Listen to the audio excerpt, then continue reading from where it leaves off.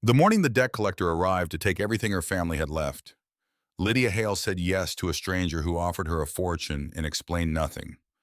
2 days later, riding into a hidden valley that no map in the world had ever recorded, she understood that the roughest, most silent man she had ever met had just changed the course of her life in ways neither of them could yet name. This is how it happened.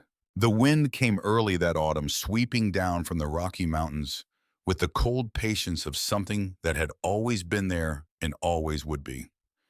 It arrived in Harrow Creek, Wyoming territory in the last days of September 1872, rattling the loose shutters of the Hale cabin and pressing frost against the window panes before the calendar said it had any right to. Lydia Hale stood at the kitchen window in the gray light before sunrise and counted the fence posts along the property line.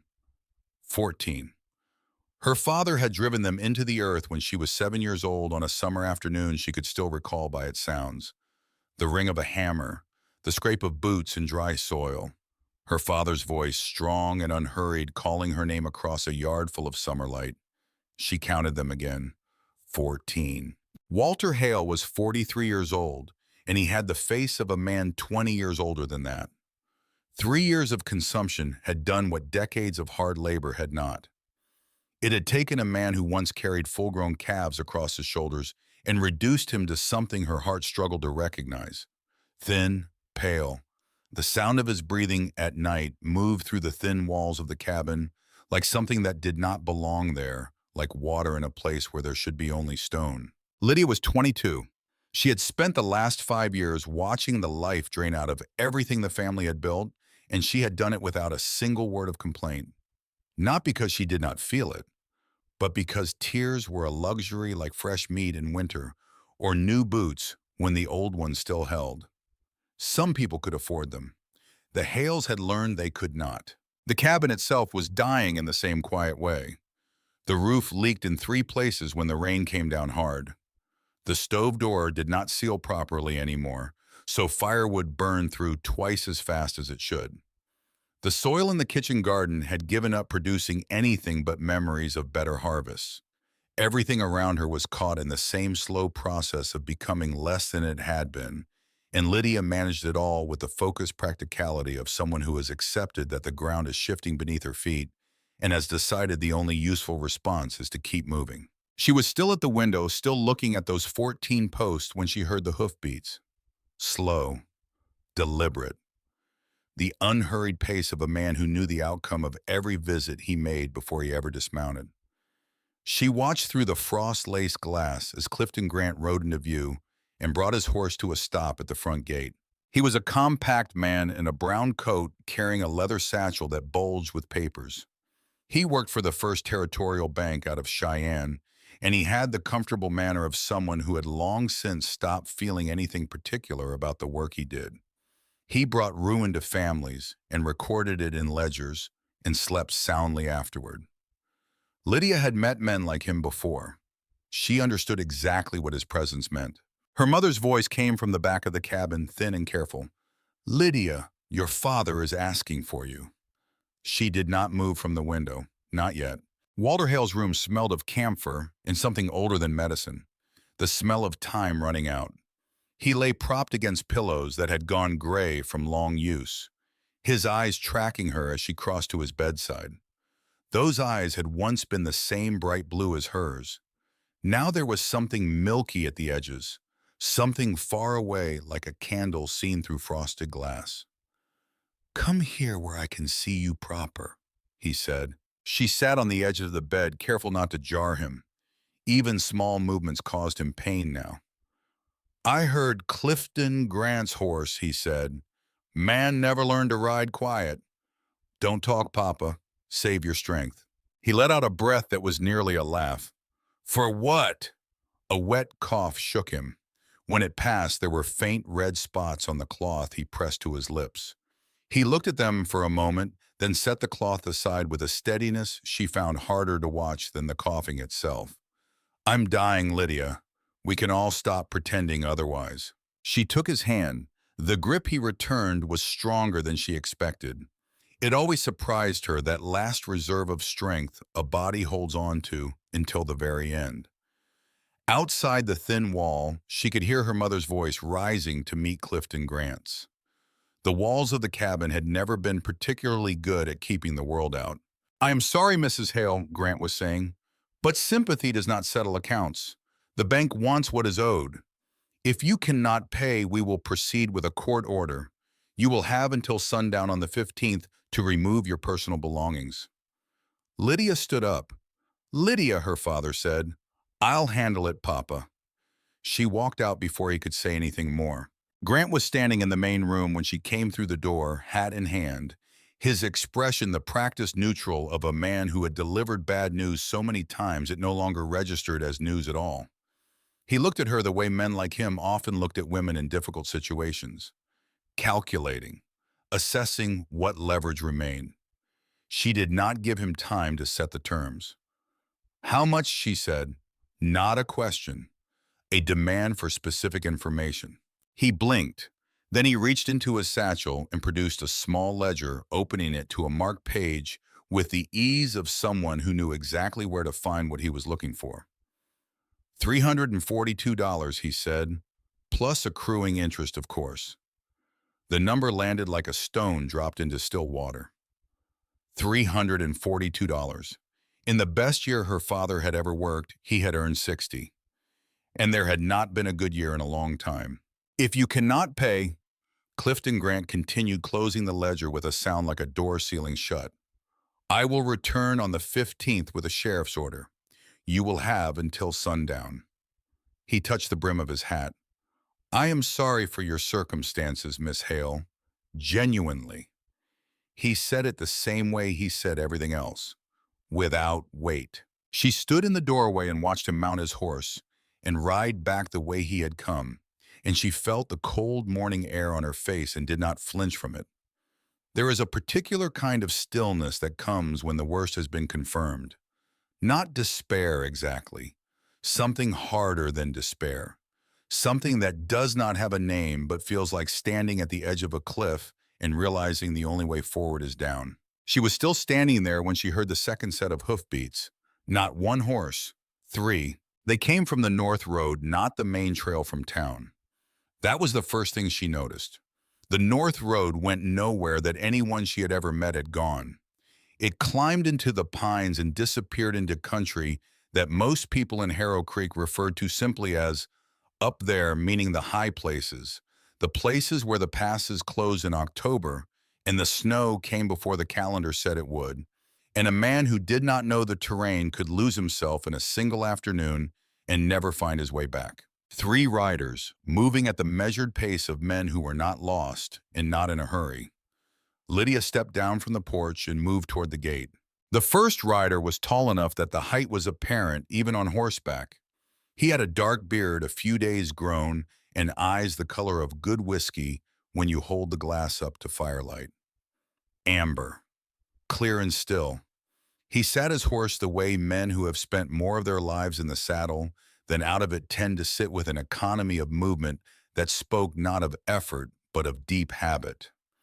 His coat was worn canvas practical rather than threadbare, and when he turned his gaze toward her, it was the steady, unhurried attention of a man accustomed to reading unfamiliar terrain and filing away what he found before he lets his face show anything. The second rider was younger, perhaps 4 or 5 years behind the first.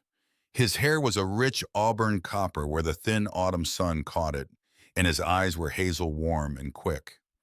He was watching her with the open curiosity of someone who finds most things in the world genuinely interesting. When she met his eyes, he offered a small nod and the beginning of a smile. Not flirtatious, something friendlier than that.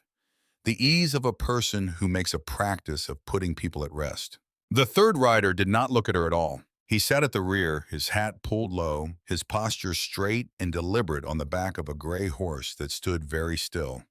Dark blonde hair lighter where years of outdoor work had left their mark. His hands on the reins were large and completely motionless. When Lydia looked at him, really looked, what she saw was not hostility. What she saw was distance. The kind of distance that is not an absence of awareness, but a choice held with the same quiet firmness that some men hold a fence line. He knew she was there. He had registered her the moment they came into view. But he had made a decision not to look, and that decision was being maintained with the same discipline he apparently applied to everything else. Then, in the moment before she turned her attention back to the first man, she saw it. A scar along the left side of the third rider's neck, pale against sun-weathered skin, old and deliberate in its line. Not from any accident she could readily imagine. Only the first rider dismounted.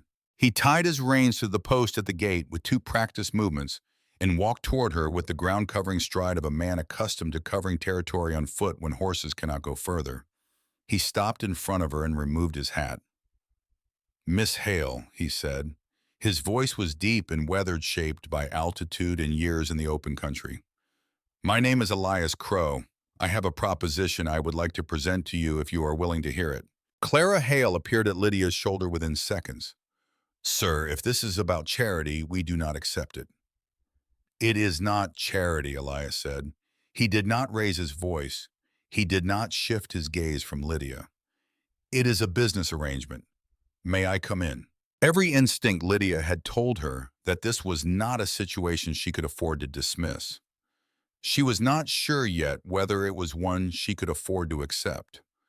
But desperation, she had learned, was a powerful solvent. It dissolved caution the way running water dissolves salt. Slowly and then all at once. "5 minutes," she said. He came in.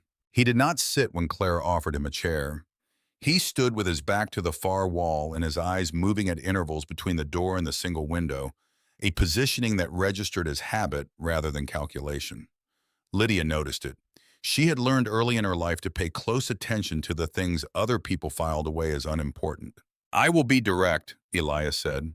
"I need a wife. You need money. I am prepared to pay off your family's debts in exchange for marriage and for you to come live at my home in the high country."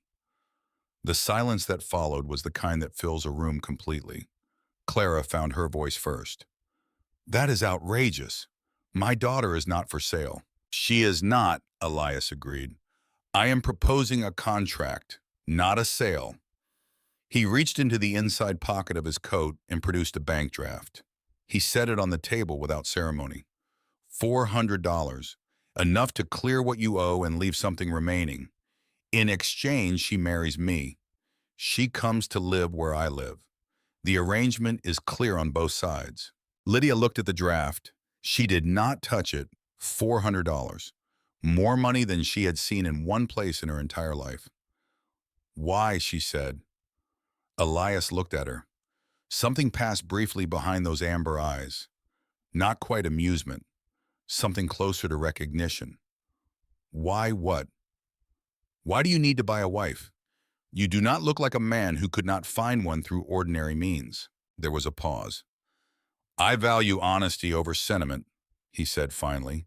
"A contract is clear. It carries no false expectations on either side. No disappointment that follows from them." "That is not an answer." "It is the only one I am offering today."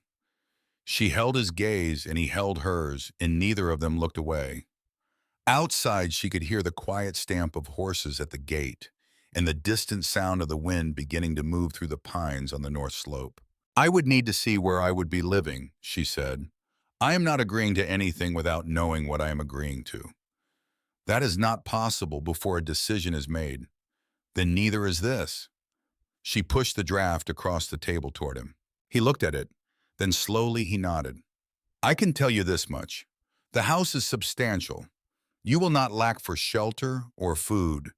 You will have your own space and your own privacy. I am not looking for a servant, Miss Hale. I am looking for a partner." He picked up the draft. Then he set it down again, this time closer to her side of the table. "I will leave this here. You have until tomorrow evening to decide. If you agree, bring one bag of what you need and meet me at the North Crossroads at first light the day after. If you do not come, I will understand."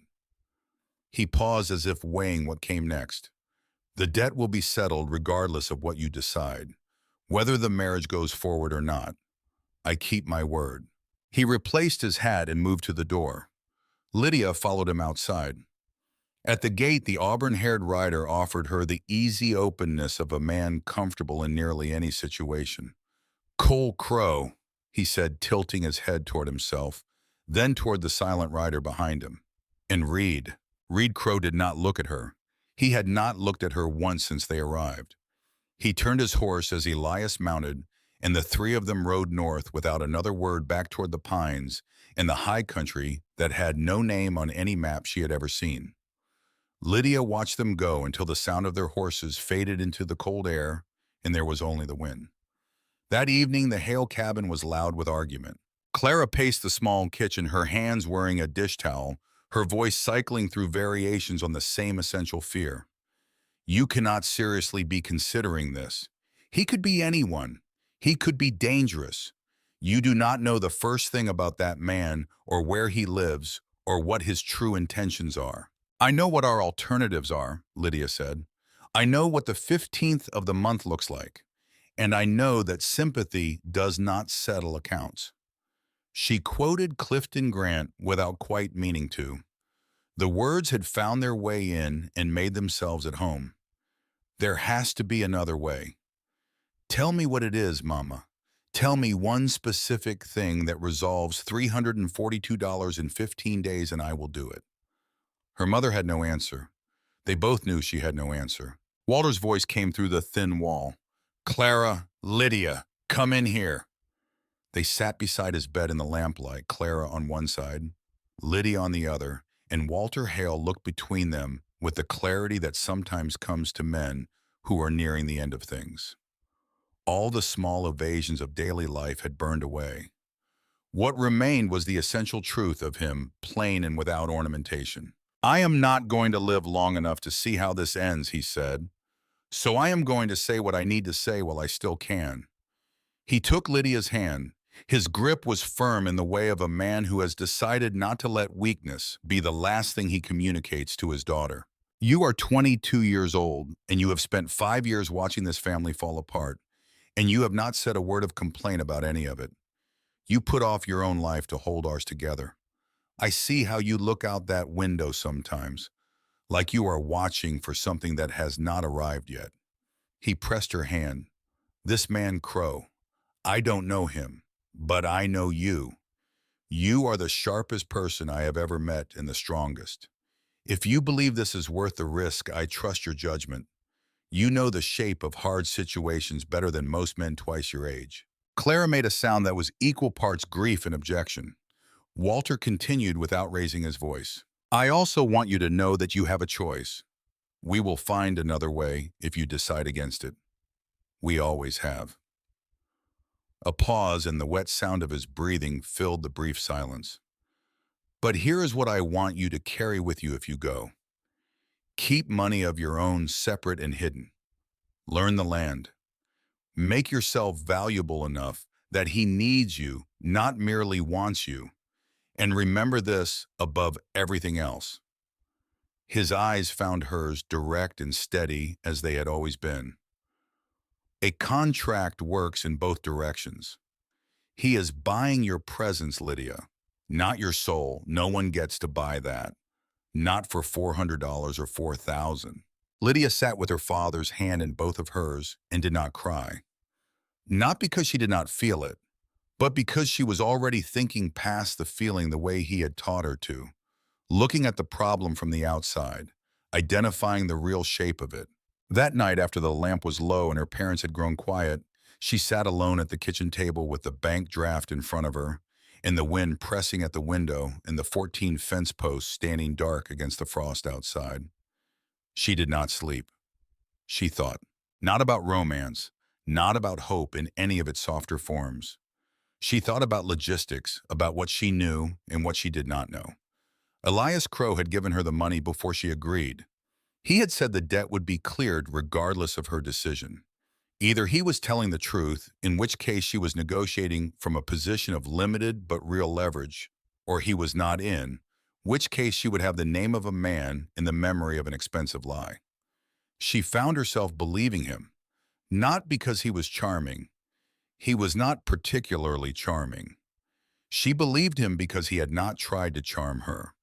He had laid out a transaction with the directness of someone who considered dishonesty a waste of everyone's time. In her experience, that was a rarer quality than it should have been. By the time gray light began to show along the eastern ridge, she had made her decision. Sarah Mitchell arrived at mid-morning with a jar of preserves and a barely concealed urgency to know what was happening. She sat at the Hale table and spoke in the lowered voice that people in small settlements reserve for things they consider both important and slightly scandalous. Is it true you are considering marrying Elias Crow? That mountain man who comes through town twice a year for supplies, never speaks more than 10 words at a time, and disappears back into the high country like the trail just closes up behind him. I am considering an arrangement, Lydia said carefully. What do you know about him? Nothing that anyone knows for certain. That is the thing. Sarah leaned forward. Nobody knows where exactly they live up there. 3 brothers, the Crow boys, Elias and 2 younger ones. They have been in that high country since their father died, and nobody can say exactly how many years ago that was. My husband says Elias was in the war, says he saw things that changed him. Another man told me they found gold and do not want anyone to know. Someone else says they are hiding from something, but that one my husband does not believe. She paused. Nobody who goes up that north road ever comes back with much to say. Lydia thought about the way Elias had stood in her kitchen with his back to the wall and his eyes covering both the door and the window. The controlled economy of him. The way the second brother had watched everything with warmth and the youngest had watched nothing at all. Or, she said slowly, there is plenty worth talking about, and they have chosen not to talk about it. After Sarah left, Lydia went to her father's room and sat with him in the quiet of the afternoon. They did not talk much. They did not need to. She memorized the specific quality of the light in that room, the particular sound of his breathing, the way his hand felt wrapped around hers. She would not be here to see the end of it. She accepted that the way she had accepted most hard things in her life, without drama, without the luxury of prolonged grief. She simply let it settle into her bones and carried it. Clara came in the early evening with a bundle she had put together without asking. Extra food, a tin of medical supplies, the blue wool shawl that had been Lydia's favorite since she was old enough to have a favorite. You write to me, Clara said. Her voice was steady in the way of someone who has made a deliberate decision about how to hold herself together. Whatever happens up there, you write, even one line, so I know you are alive. I will, I promise. And if it goes wrong, you come home. We will manage. They held each other in the small kitchen with the wind moving outside and the lamp burning low, and Lydia fixed in her memory the precise feeling of her mother's arms around her, the smell of her hair, the slight tremble in her breath that she was working so hard to control. The morning came fast and cold. The sky was the color of pewter, and the first hard frost of the season had silvered the grass and the fence rails and the 14 posts that her father had driven into the earth on a summer afternoon 15 years ago. Lydia dressed in her best wool dress, the deep blue one her mother had sewn 3 winters back. She pinned her hair simply and looked at herself in the small mirror above the wash basin. The face that looked back was familiar, but there was something different in the set of it, something that had been decided in the long quiet hours of the night and would not be undecided now. She passed her father's door on the way out. He called to her, Lydia. His voice was barely there, thread thin, but still carrying. Be brave but not reckless. Be kind but not soft. And remember this, you always have value. No matter what anyone tells you up there, no matter what they do or do not do, you have worth that does not come from anyone else's opinion of you. You understand me. I understand you, Papa. Good. A pause, the wet sound of his breathing filling the space where other words might have been. Now go, and do not look back. Looking back never helped anyone get where they were going. She walked out into the frost and did not look back. The North Crossroads sat exactly 1 mile north of the Hale property, where the main trail divided into routes that led deeper into the mountain country. It was a spare and solitary place marked by a weathered signpost and a cairn of rocks that some long-ago traveler had stacked for reasons nobody now remembered. The cold was sharper up here, the sky pressed lower, and the pines on the north slope were dark against the early light. Elias Crow was already there. All three brothers were present this time, and all three had dismounted. Elias stood holding the reins of two horses, his own gray gelding, and a smaller mare with a still and intelligent eye. The mare was watching Lydia from the moment she came into view. Cole stood a few yards away with his thumbs hooked in his belt, in the comfortable ease of a man who is accustomed to waiting for other people to catch up to decisions they are going to make anyway. When Lydia arrived, he offered that same unhurried nod she remembered from the day before. Reed stood apart looking at the mountains to the north, or appearing to look at them. She was beginning to understand that Reed Crow's inattention was not absence. It was a different kind of attention entirely. He had registered her arrival, she was certain of that, but he had made a decision that she had no claim on his eyes, and that decision was held with perfect steadiness.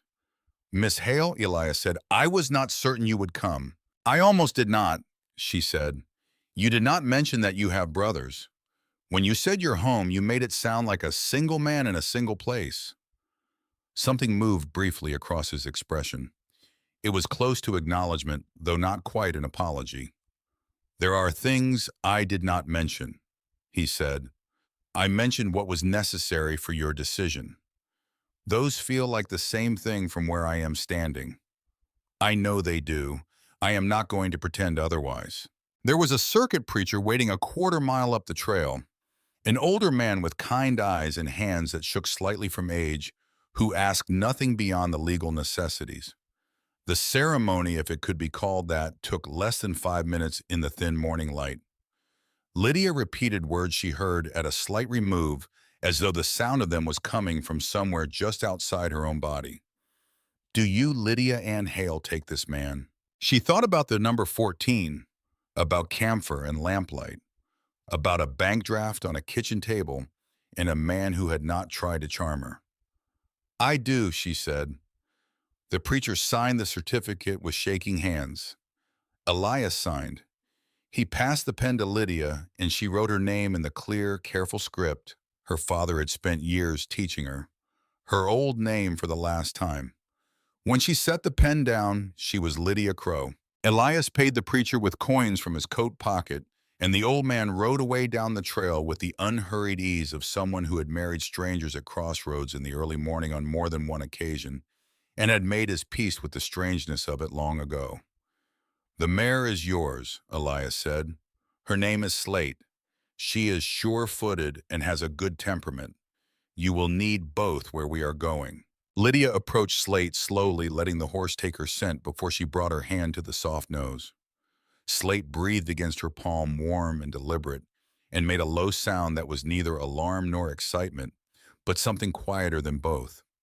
Recognition, perhaps, the simple acknowledgement of a new thing. "How far?" Lydia asked. 2 days if the weather holds, 3 if it does not." "And where specifically?" "North and up. That is all I can tell you until we arrive." Cole caught her eye from across the clearing and gave the smallest lift of his eyebrows. Not mocking, something closer to genuine solidarity. She found herself liking Cole Crow despite every reason to reserve judgment. Reed was already moving toward his horse. They rode north into the mountains. The trail climbed from the first hour, winding through pine forest that grew thicker and darker as the elevation rose. Elias led without hesitation, reading the terrain the way a man reads familiar text, his eyes moving ahead and to the sides with the constant low-level alertness of someone who has learned that complacency is how the mountains collect their debts. He did not speak unless there was something worth saying. Cole rode behind Lydia, and in the long stretches of open riding, he filled the quiet with words that were less idle conversation than useful information dressed as casual talk. He told her about the way weather moved through the high passes and what signs to read in the clouds. He told her about the temperament of mountain-bred horses and how they thought about footing differently than lowland animals did. He told her small things in an easy, unhurried voice, And she listened to all of them because she understood that information dressed as small talk was still information. Reed rode at the rear and said nothing. At the first midday rest beside a creek that ran cold and fast over smooth gray stones, Lydia watched Reed unsaddle his horse with a methodical efficiency that she was beginning to recognize as characteristic. Every action precise, nothing wasted. He checked the horse's hooves without being asked the way someone does who formed the habit so long ago. It no longer requires a decision. She also noticed the darkness beneath his eyes, the faint tightness around his jaw that comes not from tension in the moment, but from accumulated fatigue. Reed Crow had not slept the previous night, whether from habit or necessity or something she did not yet have the information to understand. He had spent the night before their departure watching rather than resting.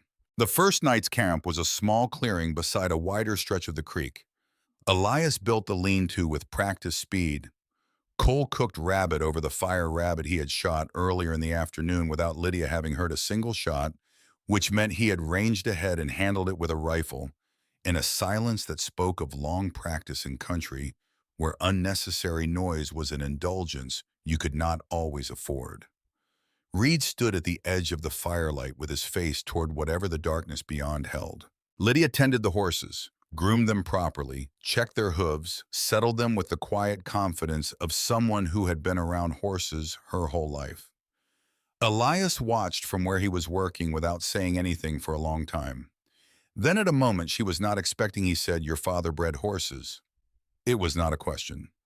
"Until we could not anymore," she said. "We lost the breeding stock to a fever the year I turned 11. But before that, yes." He nodded once and went back to what he was doing.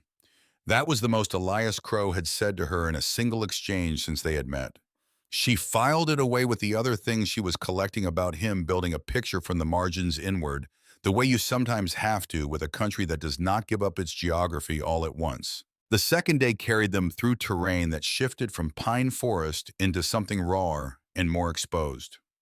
The trail narrowed. In places it was barely wide enough for a single horse, with the ground falling away on one side, into distances that Lydia made a deliberate choice not to measure. Slate moved with perfect steadiness, ears forward following Elias's gelding, with the relaxed confidence of a horse that has done this before and trusts what the ground underfoot will do. "Do not look down," Elias called back without turning. "Look where you want to go. Trust your horse."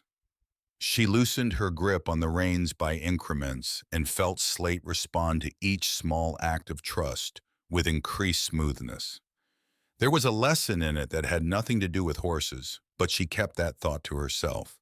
They climbed through thin, cold air that carried the taste of snow. The world narrowed to the width of the trail and the sound of hooves on rock and the wind in the high timber above them.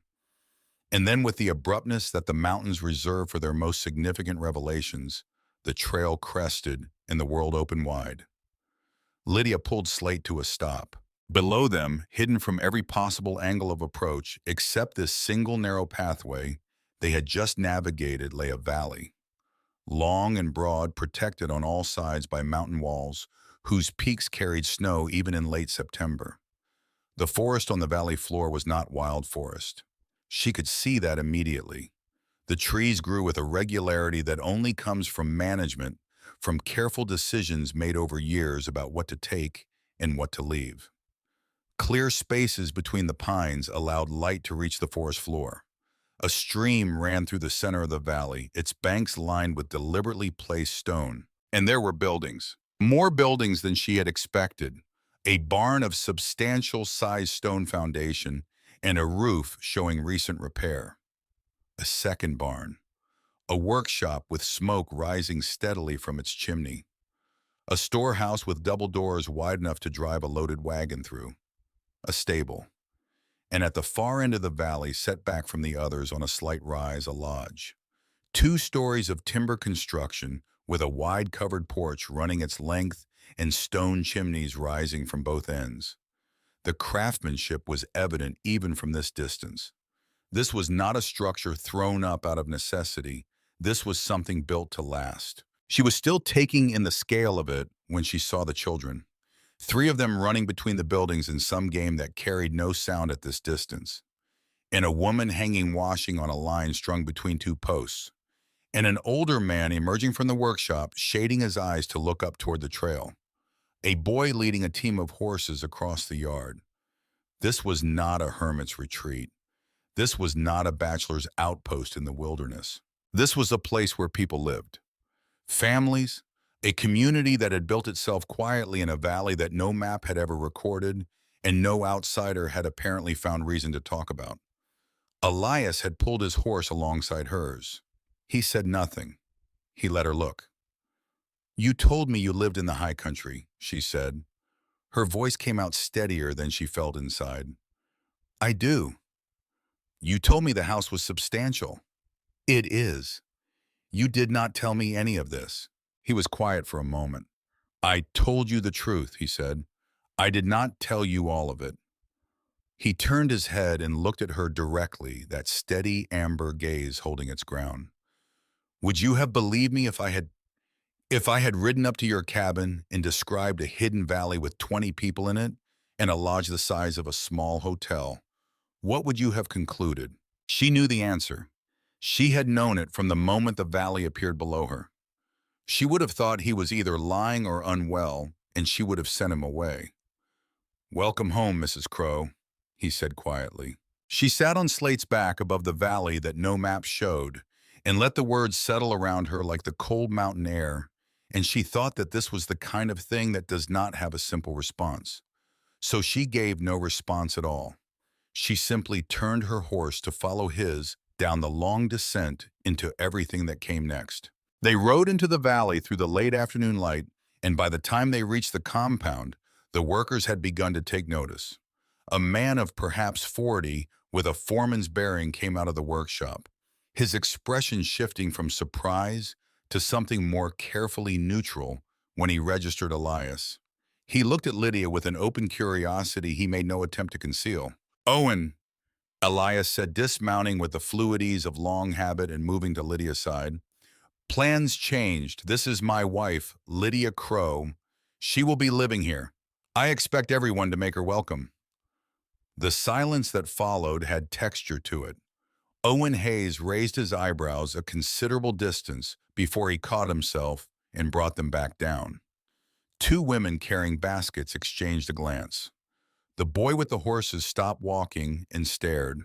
Then a woman came through the front door of the lodge, moving with the brisk authority of someone who runs a household the way a general runs a campaign and has been doing it long enough that it requires no visible effort.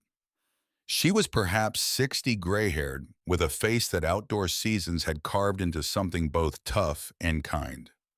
She looked at Elias and then at Lydia, and a slow smile spread across her face. Not surprised. Something more like satisfied in the way of a person whose private prediction has just been confirmed. "Well now," Martha Hayes said, coming down the porch steps with her hand already extended. "That is news worth celebrating. Welcome, Mrs. Crow. This has been a bachelor establishment far too long." She shook Lydia's hand with a grip that meant it. "I am Martha Hayes. I keep the house in order, which in practice means I keep every man in this valley from completely reverting to his natural state." She cast a look at Elias that managed to be simultaneously respectful and subtly reproachful.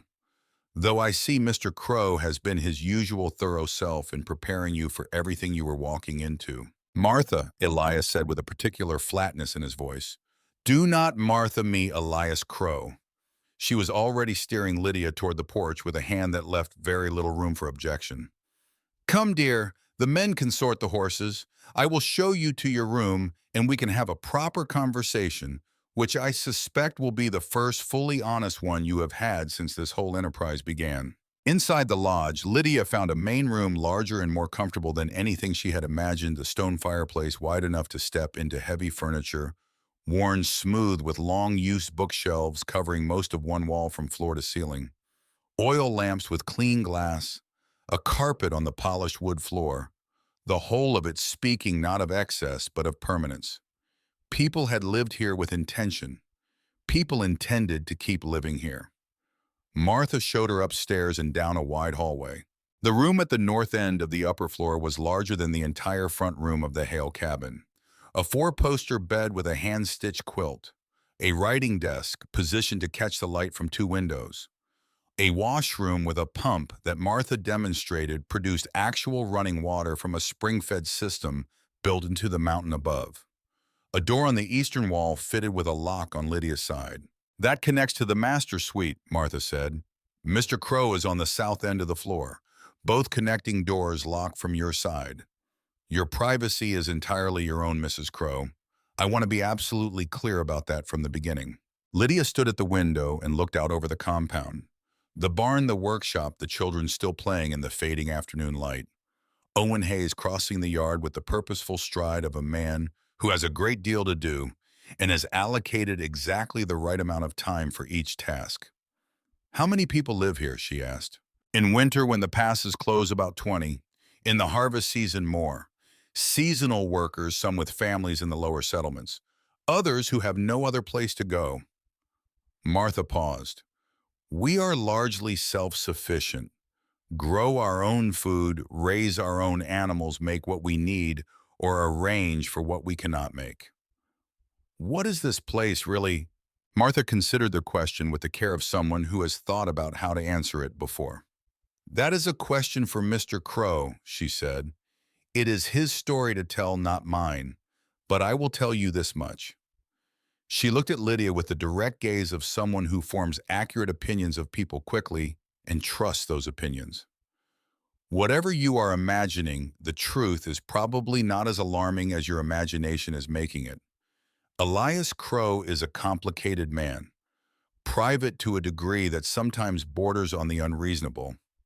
But he is a good man, that I can tell you from many years of watching him closely. After Martha left, Lydia walked slowly back along the upper hallway toward her room. And that was when she saw it. At the far end of the east wing, where the hallway turned and narrowed, there was a door that Martha had passed without mentioning, without pausing, without any of the particular quality of attention that people bring to things they want you to notice. She had passed it as though it were not there, which was the specific way that people pass things they have made a considered decision not to discuss. The door was locked, the hardware was old but solid, and at the base of it, in the thin line of space between the door and the floor, was a thickness of dust that did not match the rest of the hallway, which was clean with the particular cleanness of a house kept well by someone who takes that work seriously. This door had not been opened in a long time. Lydia stood in front of it and looked at it without touching it. Then she looked at the small keyhole and thought about what she had glimpsed that afternoon. A small key on a thin chain around Elias Crow's neck, visible for a fraction of a second, when he had bent over a map in the front room. She could ask. He had said he would answer direct questions honestly. She had no reason yet to doubt that. She would ask, just not tonight. Tonight she was still learning the shape of what she had walked into, and there was only so much a person could absorb in a single day before the information stopped finding anywhere to settle. That evening, after supper, in the main room where she met Owen Hayes properly, and two of the logging crew, and a quiet man named Garrett who managed the valley's water systems, Elias knocked at her bedroom door. He stayed near the door. He had cleaned the trail dust off and changed his shirt, and without it, he looked somehow less armored, though not less watchful. He looked around the room, briefly checking that the arrangements were adequate, then looked at her. I imagine you have questions, he said. More than one. Then ask them. She asked about the valley and the operation and what she had not been told. He explained with the economy of a man who has thought about which version of the truth to offer and has decided on the complete one. His father, Henry Crow, had spent 30 years building the largest independent timber operation between Denver and San Francisco. 5 major sites across Wyoming territory, 200 workers directly employed contracts with the railroad and with mining operations that needed timber for everything from bridge construction to tunnel support. When Henry died 3 years ago, he had left it in equal shares to all 3 sons. Elias managed the overall operation. Cole handled supplier relations and transport logistics. Reed managed security and the workforce in the field. Your uncle, she said. Marcus, you mentioned him. Yes. Is that the real reason you needed a wife? He was quiet in the way that Elias Crow was quiet when he was choosing words rather than avoiding the conversation. In part, he said at last, a married man presents as more stable, more invested in the long-term health of what he is managing. Marcus has been making arguments to our investors that question my judgment. Having a wife complicates those arguments. He met her gaze directly. But there is more to it than appearances. I needed someone capable, someone who would not be overwhelmed by what this life requires, someone who would not fold when things became difficult. You watched me for weeks before you came to my cabin. He did not try to deflect it. I did. That is an unsettling thing to discover. I imagine it is. I am not going to apologize for being careful, but I understand why it troubles you. She looked at him across the room. This man she had married at a crossroads before the sun was fully up. This man who had offered her an arrangement and honored every term of it so far without being asked. She thought about what Martha had said, about what her father had said, about the 14 fence posts and the life she had left behind in the valley below this window where children were playing at dusk in a place that no map in the world had bothered to record. I want an agreement in writing, she said. If we are conducting this as a business arrangement, let us make it formal. Something shifted in his face, a slight loosening, almost imperceptible, but she had been paying close attention to him since the moment he walked into her kitchen and she caught it. What terms? She listed them clearly the way her father had taught her to present anything important. Honesty when she asked a direct question. Her own money a regular amount that was hers without accounting or justification. The freedom to write to her family and to visit them when the passes allowed. And the understanding stated plainly and without ambiguity that this marriage was a partnership and not ownership. Not of her choices, not of her future, not of any part of who she was. Agreed, he said. Without conditions, without conditions. She studied him. You did not take any time to consider it. I have been considering it for several weeks, he said. These are not unreasonable terms. They are in fact the terms I would have offered if you had asked. He moved to the door, then stopped with his hand on the frame. Lydia. He said her name carefully as though he was still learning the feel of it in his mouth. For whatever it is worth, I am glad you came. I believe we will work well together. We had better, she said. I gave up everything I knew on that theory. The corner of his mouth moved. It was not quite a smile, but it was something in that direction. Then he was gone and she was alone in the too large room with the lamplight flickering and the sound of the valley settling into its nightly quiet outside the windows. She crossed to the window and looked out. Below, the last lights of the compound were going dark, one by one, as people finished their evening and went to their rest. Only the fire at the watch post remained a small orange point held steady in the darkness, tended by someone who would not sleep tonight. Reed, she thought.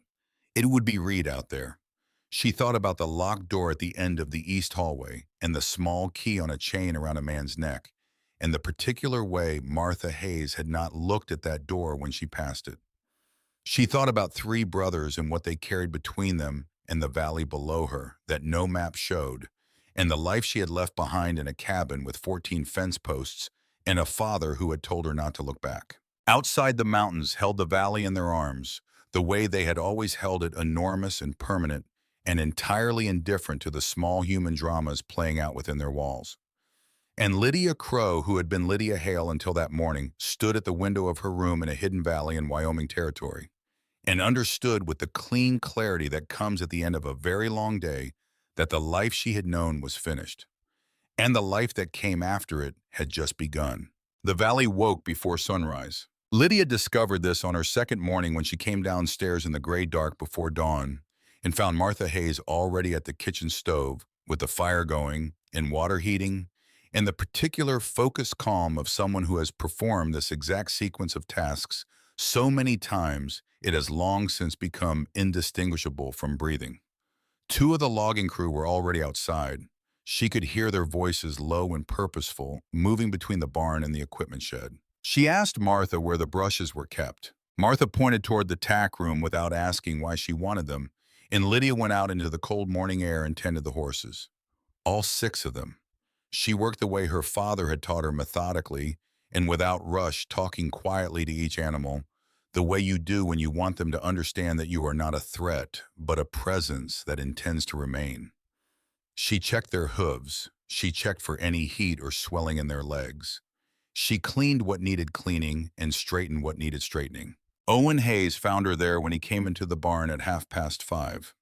He stood in the doorway for a moment, looking at her at work without saying anything. Then he came in and picked up the water bucket and began filling the troughs. And that was the end of the question of whether Lydia Hale was going to contribute to this household in ways that could be counted and verified. She had learned something young that proved to be permanently useful. People in hard country did not form opinions of you based on what you said about yourself. They formed opinions based on what they saw you do when you thought no one was paying attention. Cole Crow became her guide through the first week, though he had not been assigned to the role by anyone, and she had not asked him to fill it. He simply appeared in the natural way of someone who has decided that a thing needs doing, and the clearest path to getting it done is to do it yourself. He walked her through the compound in the mornings. He explained the storage systems and the seasonal rhythms and the logic behind decisions that might otherwise have seemed arbitrary. He told her how the valley operated in winter when the passes closed and the community became an island in the mountains with only itself to depend on. He told her how the crews rotated who did what, which problems came up every year, and which came up unpredictably, and how the operation had learned to handle each kind. He told her all of this in the easy, unhurried manner of a man who has found that information delivered without pressure lands better than information delivered with urgency. Lydia listened carefully to everything and filed it away with the orderly precision of someone who has spent years managing a complicated household on insufficient resources and has learned that information is the most reliable asset available to a person who has very few assets of any kind. On the fourth afternoon, while they were working through the supply inventory in the large storehouse, Cole fell silent in the middle of a sentence. He was looking at the far wall where the shelving held winter stores in careful rows, and his expression had moved somewhere she could not quite follow. It lasted only a few seconds before he collected himself and returned to the cheerful practicality she had come to associate with him. But she had seen it. She set down her notebook. "Cole," she said, "the ease that you carry, it is a decision you make every morning, is it not? Not a natural state." He looked at her with the particular expression of a person who has just been seen more clearly than they expected. The warmth was still there, but behind it for a moment was something older and less comfortable. "If I were not easy to be around," he said at last, "the only remaining option would be to be difficult to be around. And that does not serve anyone, including me." He looked back at the shelves. "Our father was a man who built things well and felt very little of what he built. He was good at the business. He was not good at being someone's father. Elias learned from him and became someone who runs things superbly and holds himself at a distance from everyone. Reed learned from the combination of our father and some things that happened later and became someone who trusts nobody until they have earned it 3 or 4 times over." He paused. "I decided very young that I wanted to be different from both of those outcomes, so I practiced being different from them every day." Lydia thought about what that cost and did not say so. Some observations were more useful kept than spoken. She had been given access to the office and the financial records on the third day. Elias had shown her where things were kept and explained the filing system and told her she could review whatever she wanted to understand. He said it the way he said most things, without ceremony, as though it were simply obvious that a person should have access to the information that governed their life. She had been reviewing the ledgers for 4 days when she found it. It was a Tuesday afternoon. The sky outside the office window, the flat silver gray of mountain overcast, when the number she had been tracking through a chain of cross-referenced accounts finally resolved into something she could name. She set down her pen and looked at the page. Then she went back to the beginning of the sequence and traced it again from the start, more slowly checking each step. The result was the same. A series of transactions spread across 20 months, each one small enough individually to pass without remark. Different accounts, different categories of expense. But when you follow them through the ledger system with the patience of someone who has spent years tracking money through the complicated architecture of a struggling household, they converged on a single destination. A company listed in the correspondence files as Westmont Trading. She had looked for Westmont Trading in the formal partner records, in the contractor files, in the supplier agreements. It was nowhere in any of them. A company that received money from Crow Timber Operations and appeared in no official business relationship with Crow Timber Operations. She stood up and went to find Elias. He was in the equipment yard with Owen examining a section of chain that had developed a fault. He looked up when he heard her coming, and something in her expression made him hand the chain back to Owen without finishing the sentence he had started. She showed him in the office. She laid out the sequence clearly, the way her father had taught her to present anything important, starting with the observable facts and proceeding to the conclusion they supported without editorializing along the way. Elias read what she had compiled. He read it twice. His jaw tightened on the second reading in the precise way she had learned to watch for the tell that meant he was processing something that required him to manage his reaction rather than simply having it. "Marcus," he said. His voice was level, completely level in the way that very cold water is level. Undisturbed on the surface while the depth below it runs at a temperature that would kill you. "I cannot confirm that without external verification," Lydia said. "But if Westmont Trading is registered to him or to anyone with a clear connection to him, this is not a family dispute about a will. This is evidence of financial fraud." She paused. "And it did not begin after your father died. The earliest transactions I found are from 8 years ago. Your father was alive." He stood very still for a moment. Then he looked at her with an expression she had not seen from him before. It was not gratitude exactly. It was closer to the particular look of a man who has been carrying a weight alone for a long time and has just been offered for the first time the possibility of sharing it. "Cole needs to know," he said. "I will send a man to Cheyenne to verify the company registration." Quietly, he began rolling up the papers she had laid out. "And Reed." She had expected him to hesitate on that last name. He did not. "Reed especially," she said. "Because if Marcus understands that we are building a legal case against him, his next move will not be through lawyers." Elias looked at her steadily. "No," he agreed. It will not." 3 days after that conversation, a young rider came in from the South Trail carrying a sealed letter with a Denver postmark.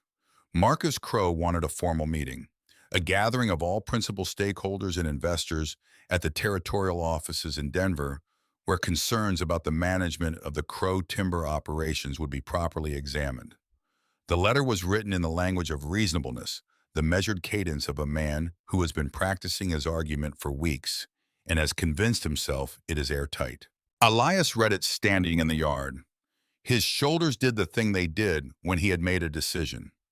He told the rider he would send a reply by morning and sent the man to the bunkhouse for supper. That same evening, while the household was finishing the meal, the rider retired early. He was gone again before first light the next morning. Reed Crow was the one who checked his sleeping area afterward from the same steady habit that led him to check everything that needed checking without being asked. And Reed was the one who found it. A folded piece of paper that had slipped from the man's coat in the night and come to rest against the base of the wall. On it, in handwriting he did not recognize, were 3 names. Names that belonged to men who worked and lived in the valley. Below each name were brief notations. Shipping schedule, pending contract status, equipment inventory as of October 1st. Information that had no reason to be in the pocket of a courier who was supposedly only carrying a letter about a meeting. Reed did not bring the paper to Elias. He brought it to Lydia. She was in the kitchen before dawn, coffee in hand, when he came through the door and set the paper on the table in front of her without preamble.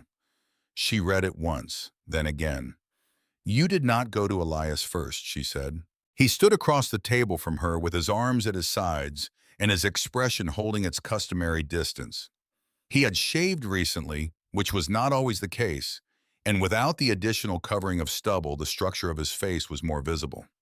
It was a harder face than his brother's, marked by something she had been trying to identify since she first saw him and was only now beginning to find a name for. Not bitterness, something more purposeful than that. A decision held with the same consistent firmness that Reed Crowe seemed to apply to every decision he made. A decision to remain at a certain remove from the world and to enforce that distance as a matter of settled policy. Elias would want to act immediately, he said. Remove those 3 men from the operation, which would tell Marcus that we know. Yes, she said. You would not do that. No, she said. I would not. She set the paper down and looked at it. 3 men, 3 sets of information flowing out of the valley to wherever Marcus was processing it. 3 open channels that, managed carefully, could be turned into an advantage rather than simply closed. We let them continue, she said, but we control what they have access to. We give Marcus a picture of the operation that is subtly but specifically wrong. Numbers that look plausible but understate our actual position. Timeline projections that show us weaker going into this Denver meeting than we actually are. She met Reed's eyes across the table. He will walk into that room confident that he knows the shape of what he is attacking. He will not know that the shape he is seeing is the shape we showed him. Reed looked at her for a long moment. The silence between them was not uncomfortable. It was the silence of 2 people who are thinking through the same problem from the same angle and do not need to fill the air while they do it. He gave one short nod. I will arrange it. He picked up the paper and left, and Lydia sat with her coffee in the early morning quiet and recognized that something had shifted. Not warmth, exactly. Reed Crowe was not a man who moved toward warmth quickly or easily, or perhaps at all in the way that some people simply are not built for it. But respect was different from warmth, and what she had just seen in that nod was respect, earned, reluctant, and precisely calibrated to what she had actually demonstrated. She would take it. 2 weeks before they were scheduled to leave for Denver, on a morning when frost lay thick on everything, and the first real cold of the season had settled into the valley like a permanent resident, a rider came in hard from the eastern logging site. 3 miles out in a section of forest, the crew had been working through the slow, systematic process that Elias had developed over 3 years. Someone had come in the night and put fire to the 3 largest pieces of equipment on the site. Horses were startled but unharmed. The night crew had run when they saw guns. No men were hurt. But the equipment, the 3 pieces that formed the essential bottleneck for moving cut timber down off the steeper slopes, was gone. The rider was still talking when Elias was already moving toward the stable. Lydia was on slate before anyone suggested she should or should not be. Elias looked at her for one brief moment when he saw her mounted. She held his gaze without apology or explanation. There was nothing to explain. She had said that Marcus would not stop at lawyers, and here was the proof of it, and she had as much stake in the response as any man on that yard. He turned his horse and led the way out. The damage at the eastern site was visible from 50 yards out. 3 blackened frames still breathing thin smoke into the cold morning air. She cataloged what she saw with the automatic efficiency of someone who has learned to convert shock into useful action. The debris field, the angle of the destruction, what had been targeted and what had been deliberately left alone. The smaller secondary equipment was untouched. The fire had been surgical, specific, executed by people who knew exactly what they were looking at and which pieces of it, if destroyed, would do the most damage to the timeline. Elias and Owen assessed the structural damage. Cole followed the tracks of the horses that had brought the attackers in and came back 40 minutes later to report that there had been 4 riders and that their trail ran north before cutting east toward the Cheyenne Road. Reed went alone in the other direction and came back with one of the 4 men on foot in front of him. The captured man had tried to double back through the timber when he heard the others running, perhaps thinking that a second exit from the site would be clear. Reed had anticipated this possibility with the quiet foresight of a man who thinks about how people move when they are frightened and has positioned himself accordingly. The man talked after a time not because Reed threatened him, but because Reed waited with the implacable patience of someone for whom time is not a source of pressure. He had been hired in Denver. The money had come through an intermediary account. He did not know the name of the person who had arranged the contract. He knew the name of the intermediary company.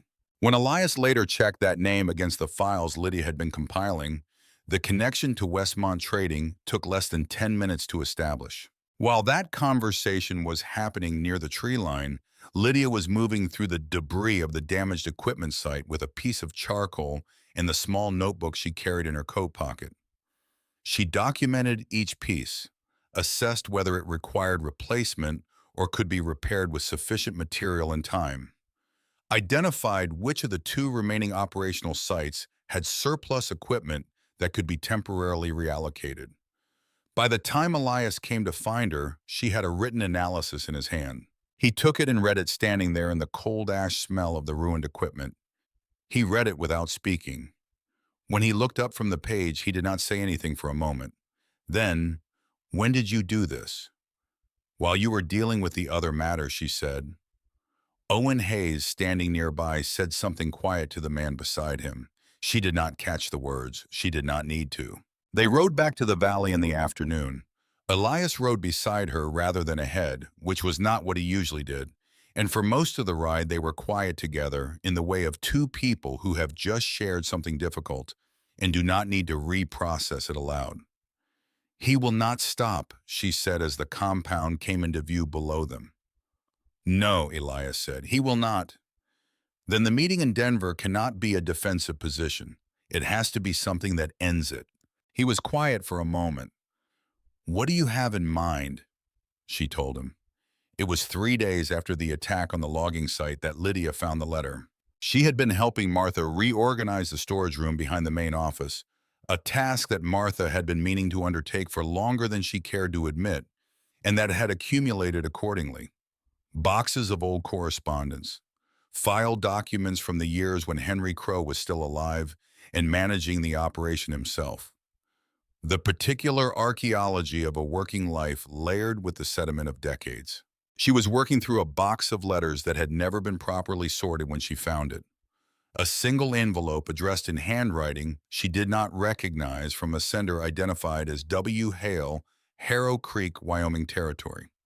The date on the postmark was 15 years ago, which meant the letter had been written when she was 7 years old, when her father was 28 and strong and could carry a full-grown calf across his shoulders without assistance. She stood in the storage room with the letter in her hands for a long moment before she opened it. Walter Hale had not been a man who wrote letters easily. She knew his handwriting, knew the deliberate, careful quality of it from the years he had spent teaching her to write by his own example. But the words in this letter were direct in a way that she recognized as characteristic. Her father had never been a man who circled around what he meant. He had written to thank Henry Crow for a horse sale conducted the previous spring. He had sold 3 breeding mares, and Henry Crow had paid what they were worth at a time when every other buyer Lydia's father approached had offered half that amount, knowing that Walter Hale had no leverage and no alternative. Henry Crow had paid the honest price. He had paid it without negotiation and without commentary and without the specific kind of charitable condescension that a powerful man sometimes offers to a weaker one in lieu of simple fairness. The money Walter Hale wrote had carried his family through a winter that would otherwise have been very difficult. He would not forget it. Lydia read the letter twice. She stood with it in her hands in the quiet of the storage room and thought about the 15 years that lay between that letter and this moment. The fever that had taken the breeding stock, the slow decline of the ranch and then of her father himself. The morning Clifton Grant had ridden up to the gate with his leather satchel full of papers. She thought about a man riding down from the mountains in worn canvas clothes and offering an honest transaction to a woman he had never met. She thought about the specific character of honesty when it is practiced not because it is convenient, but because a man has decided it is simply how he will conduct himself.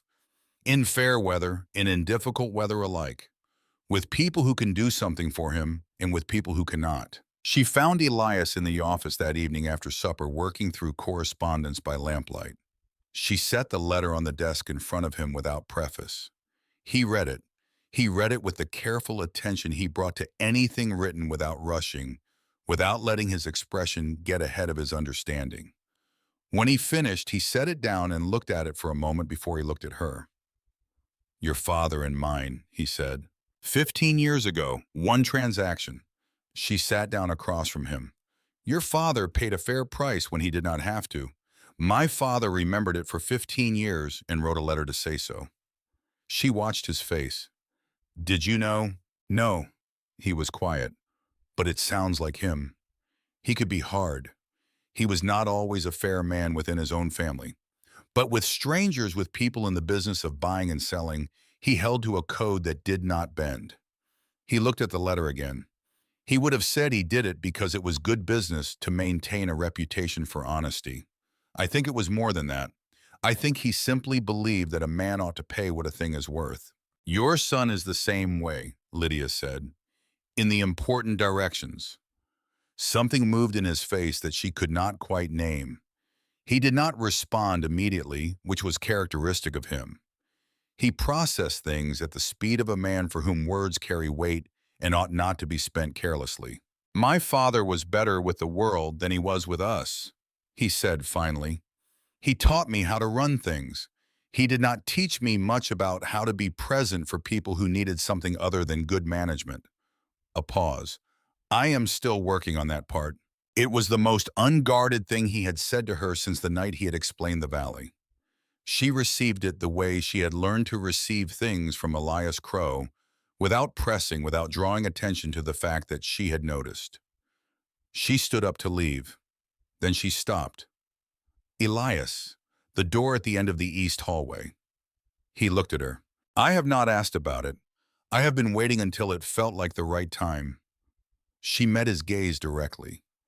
"It is not a demand, but I want you to know that I have seen it and that I am willing to ask when you are willing to answer." He was quiet for a moment that stretched longer than most of his silences. "Not yet," he said at last, "but I will tell you when." She nodded and left him to the lamplight and the letters and whatever he kept locked at the end of that hallway. The journey to Denver took 4 days by a combination of horseback and stagecoach, and Lydia spent most of it watching and cataloging. She watched how Elias presented himself to strangers, the careful neutrality he maintained, the economy of personal information he allowed to pass in either direction. She watched how other passengers on the stage assessed the two of them, the rapid unconscious calculations that people make about status and relationship and threat level based on the accumulation of small, observable details.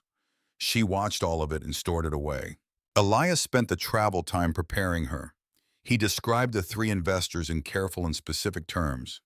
Harrison Wells, who had built a railroad supply company on the twin foundations of conservative judgment and absolute reliability, who valued stability the way some men value religion as the organizing principle that makes everything else possible.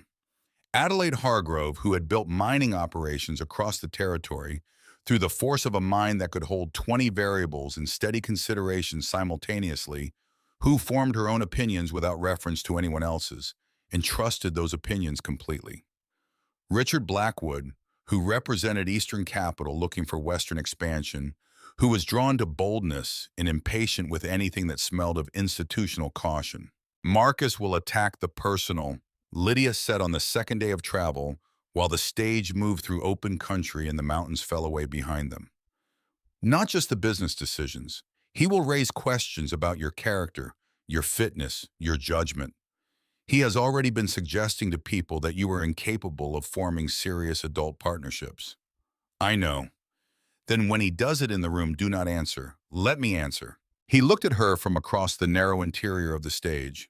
"Because if you defend yourself against a personal attack, you look defensive. If I answer it, he looks like a man who has launched an assault on someone who cannot possibly have done him any harm, and I look like someone who has nothing to hide and no reason to dissemble." She held his gaze. "Trust me on this." After a moment, he nodded. One nod, decisive and without qualification. Denver was larger and louder than Lydia had imagined, a city building itself at speed, with the frantic energy of a place that has decided it is going to become important and is not yet sure whether it will succeed. The Windsor Hotel had the particular quiet of serious money, the kind that does not need to announce itself, because it has long since become the assumed condition of its surroundings. The desk clerk recognized Elias Crow by name and shifted his demeanor by several degrees of deference without appearing to notice that he was doing it. They had 2 days before the meeting. Elias spent most of the first day with Lawrence Porter, his attorney, going through the documentation that Lydia had compiled and discussing strategy in the precise, unhurried language of men who have prepared for difficult situations before and know that adequate preparation is the closest thing available to certainty. Lydia sat in the corner of the suite's main room during that conversation, appearing to read. She was not reading. She was listening to every word and mapping the shape of the arguments available to each side the way she would have mapped the terrain before a difficult journey. When Porter finally noticed her sustained attention and addressed her directly, asking what she thought Marcus's strongest line of attack would be, she set down her book and told him. She told him not just the likely argument, but the rhetorical structure Marcus would use to deliver it, the sequence in which he would deploy his various accusations, and the specific way he would try to make each point of defense feel like an admission. Porter listened with the expression of a man revising a previous assessment. The personal attacks, she said at the end, do not answer them in the meeting. Acknowledge that you have heard them and return immediately to a business fact. Every time he goes personal, respond with a number. It makes him look petty, and it makes the numbers look unassailable. Porter looked at Elias. Elias looked at the window. She is right, he said. The morning of the meeting arrived with the cold clarity that Denver sometimes produces in October, a sky the sharp blue of good china, and an air so dry it made the city look more precise than it usually did. Lydia, dressed in the green silk dress that Elias had arranged for her in Denver's finest dressmaker, a choice made not for vanity, but with the same logic that soldiers apply to armor. It did not need to be beautiful. It needed to be sufficient to the field. The territorial offices building was stone and glass, designed to communicate permanence and institutional authority.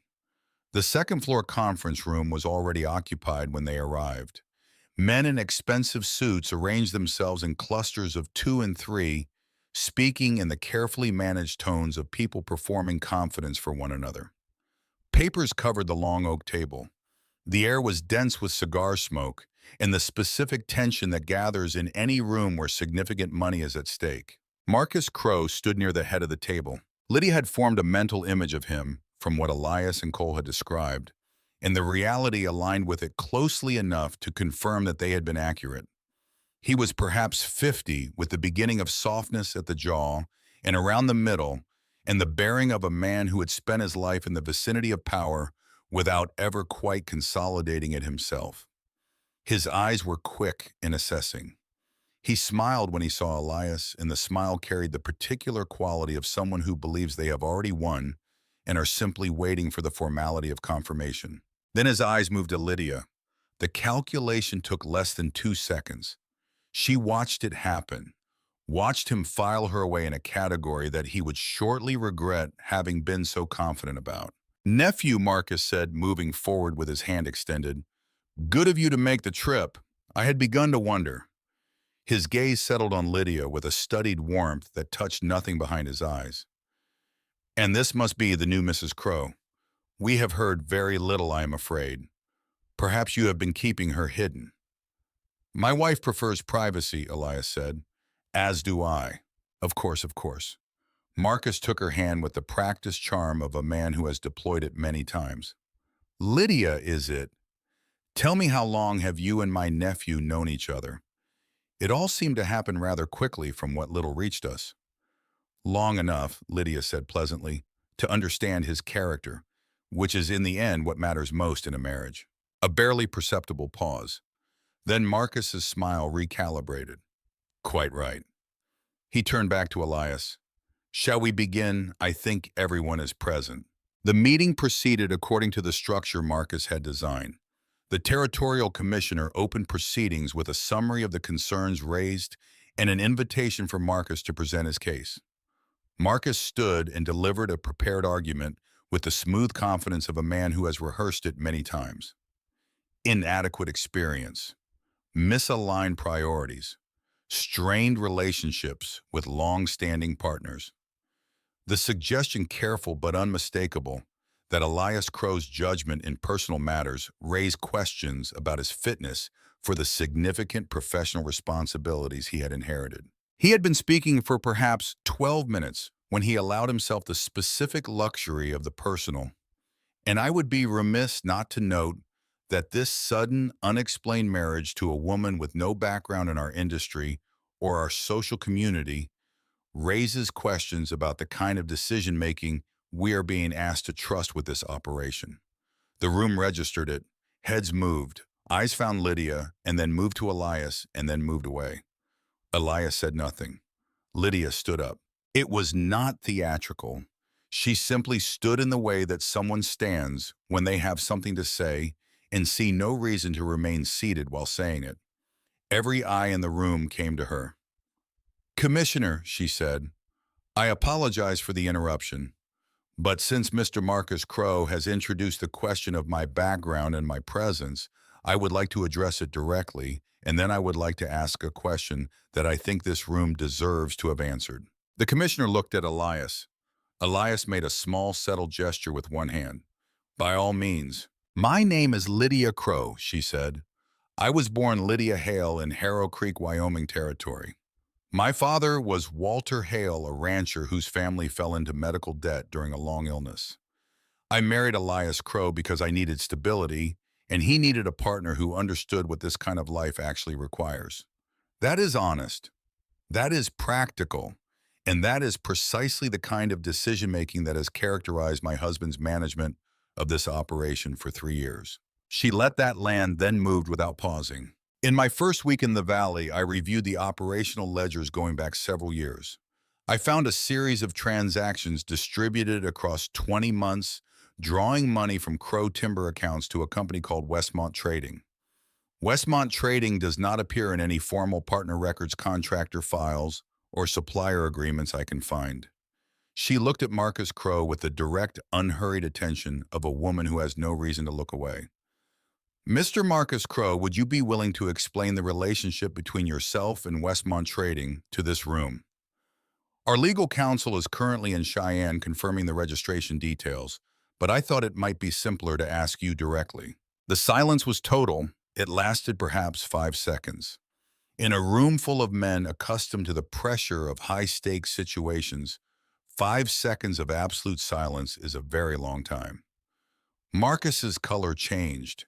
It moved from the practiced warmth of controlled performance to something rawer and more revealing. "That is a baseless accusation from someone who has been reviewing documents she does not have the expertise to interpret." "That may be," Lydia said, her voice carrying no edge. "I am simply asking for an explanation. If there is an innocent one, I am sure the room would welcome it." Harrison Wells looked down at the papers in front of him. Adelaide Hargrove, who had been sitting at the far end of the table with the focused stillness of someone collecting, rather than presenting information, made a brief note in a small book she kept beside her. Richard Blackwood, who had arrived this morning with the expectant energy of someone hoping to witness something clarifying, was watching Marcus with the specific attention of a man revising his priors. Elias stood. 3 years of documented operational results, he said, and his voice had the quality of a fact being stated rather than an argument being made. "Revenue up 4% from my father's final year. Operating costs down 7%, primarily through maintenance reforms and reduced equipment failures. Every contracted delivery fulfilled on schedule. Every investment relationship maintained." He looked at each investor in turn.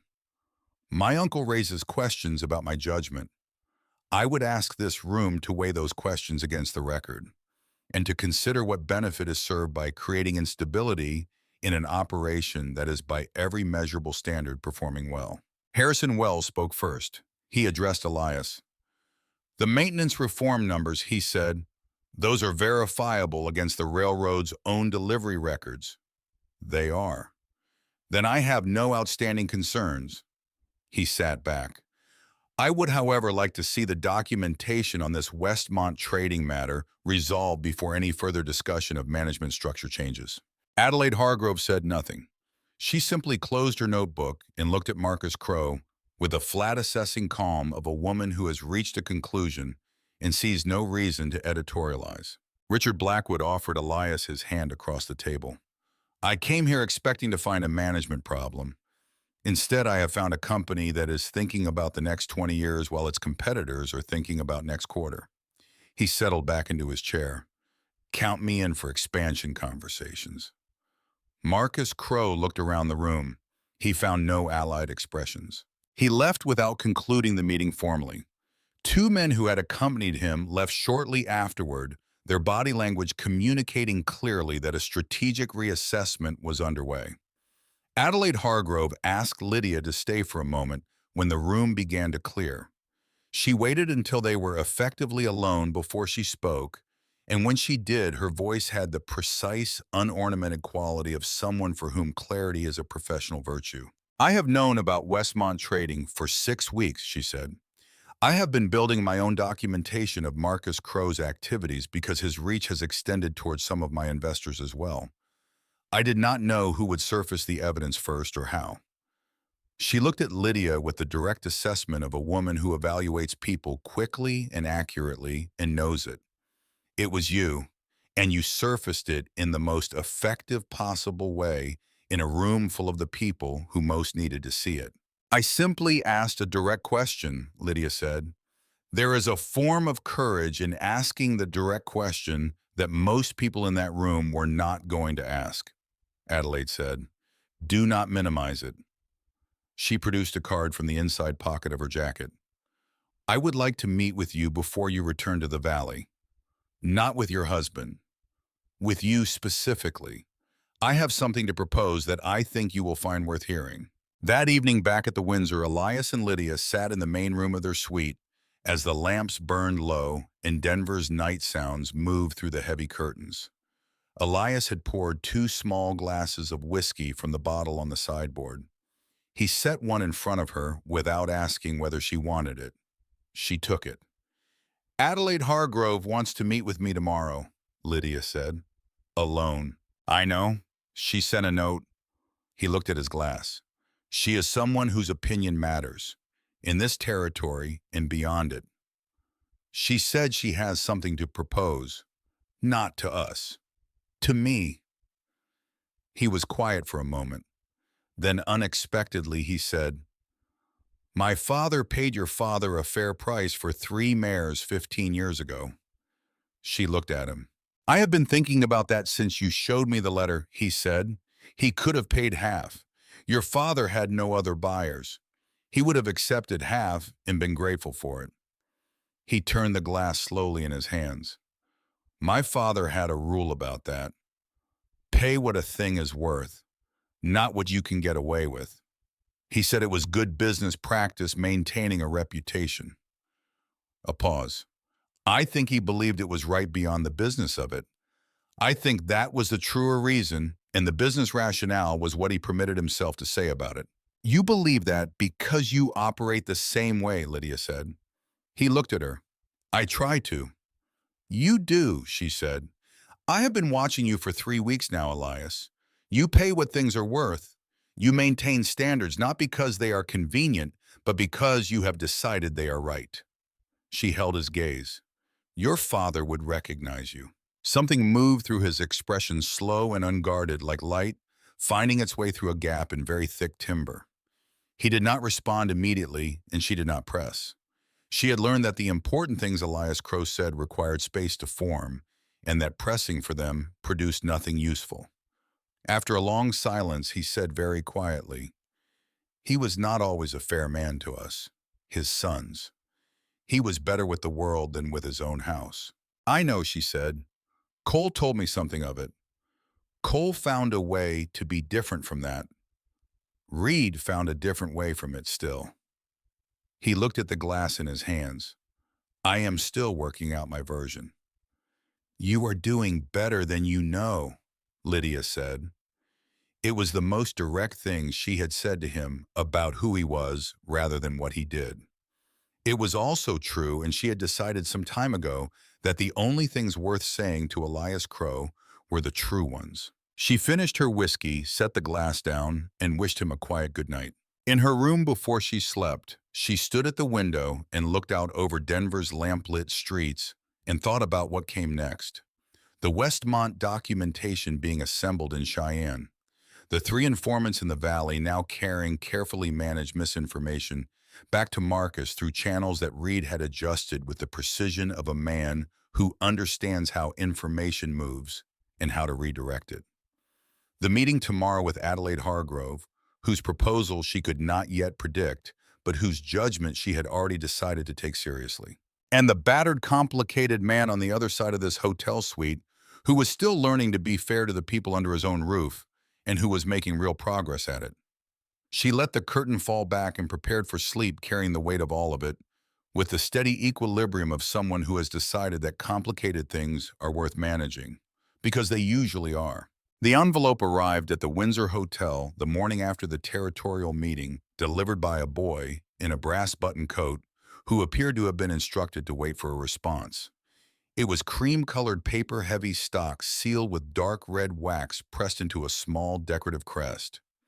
The handwriting on the front was precise and ornamental in equal measure, the script of someone who had been taught penmanship as a social obligation rather than a practical skill.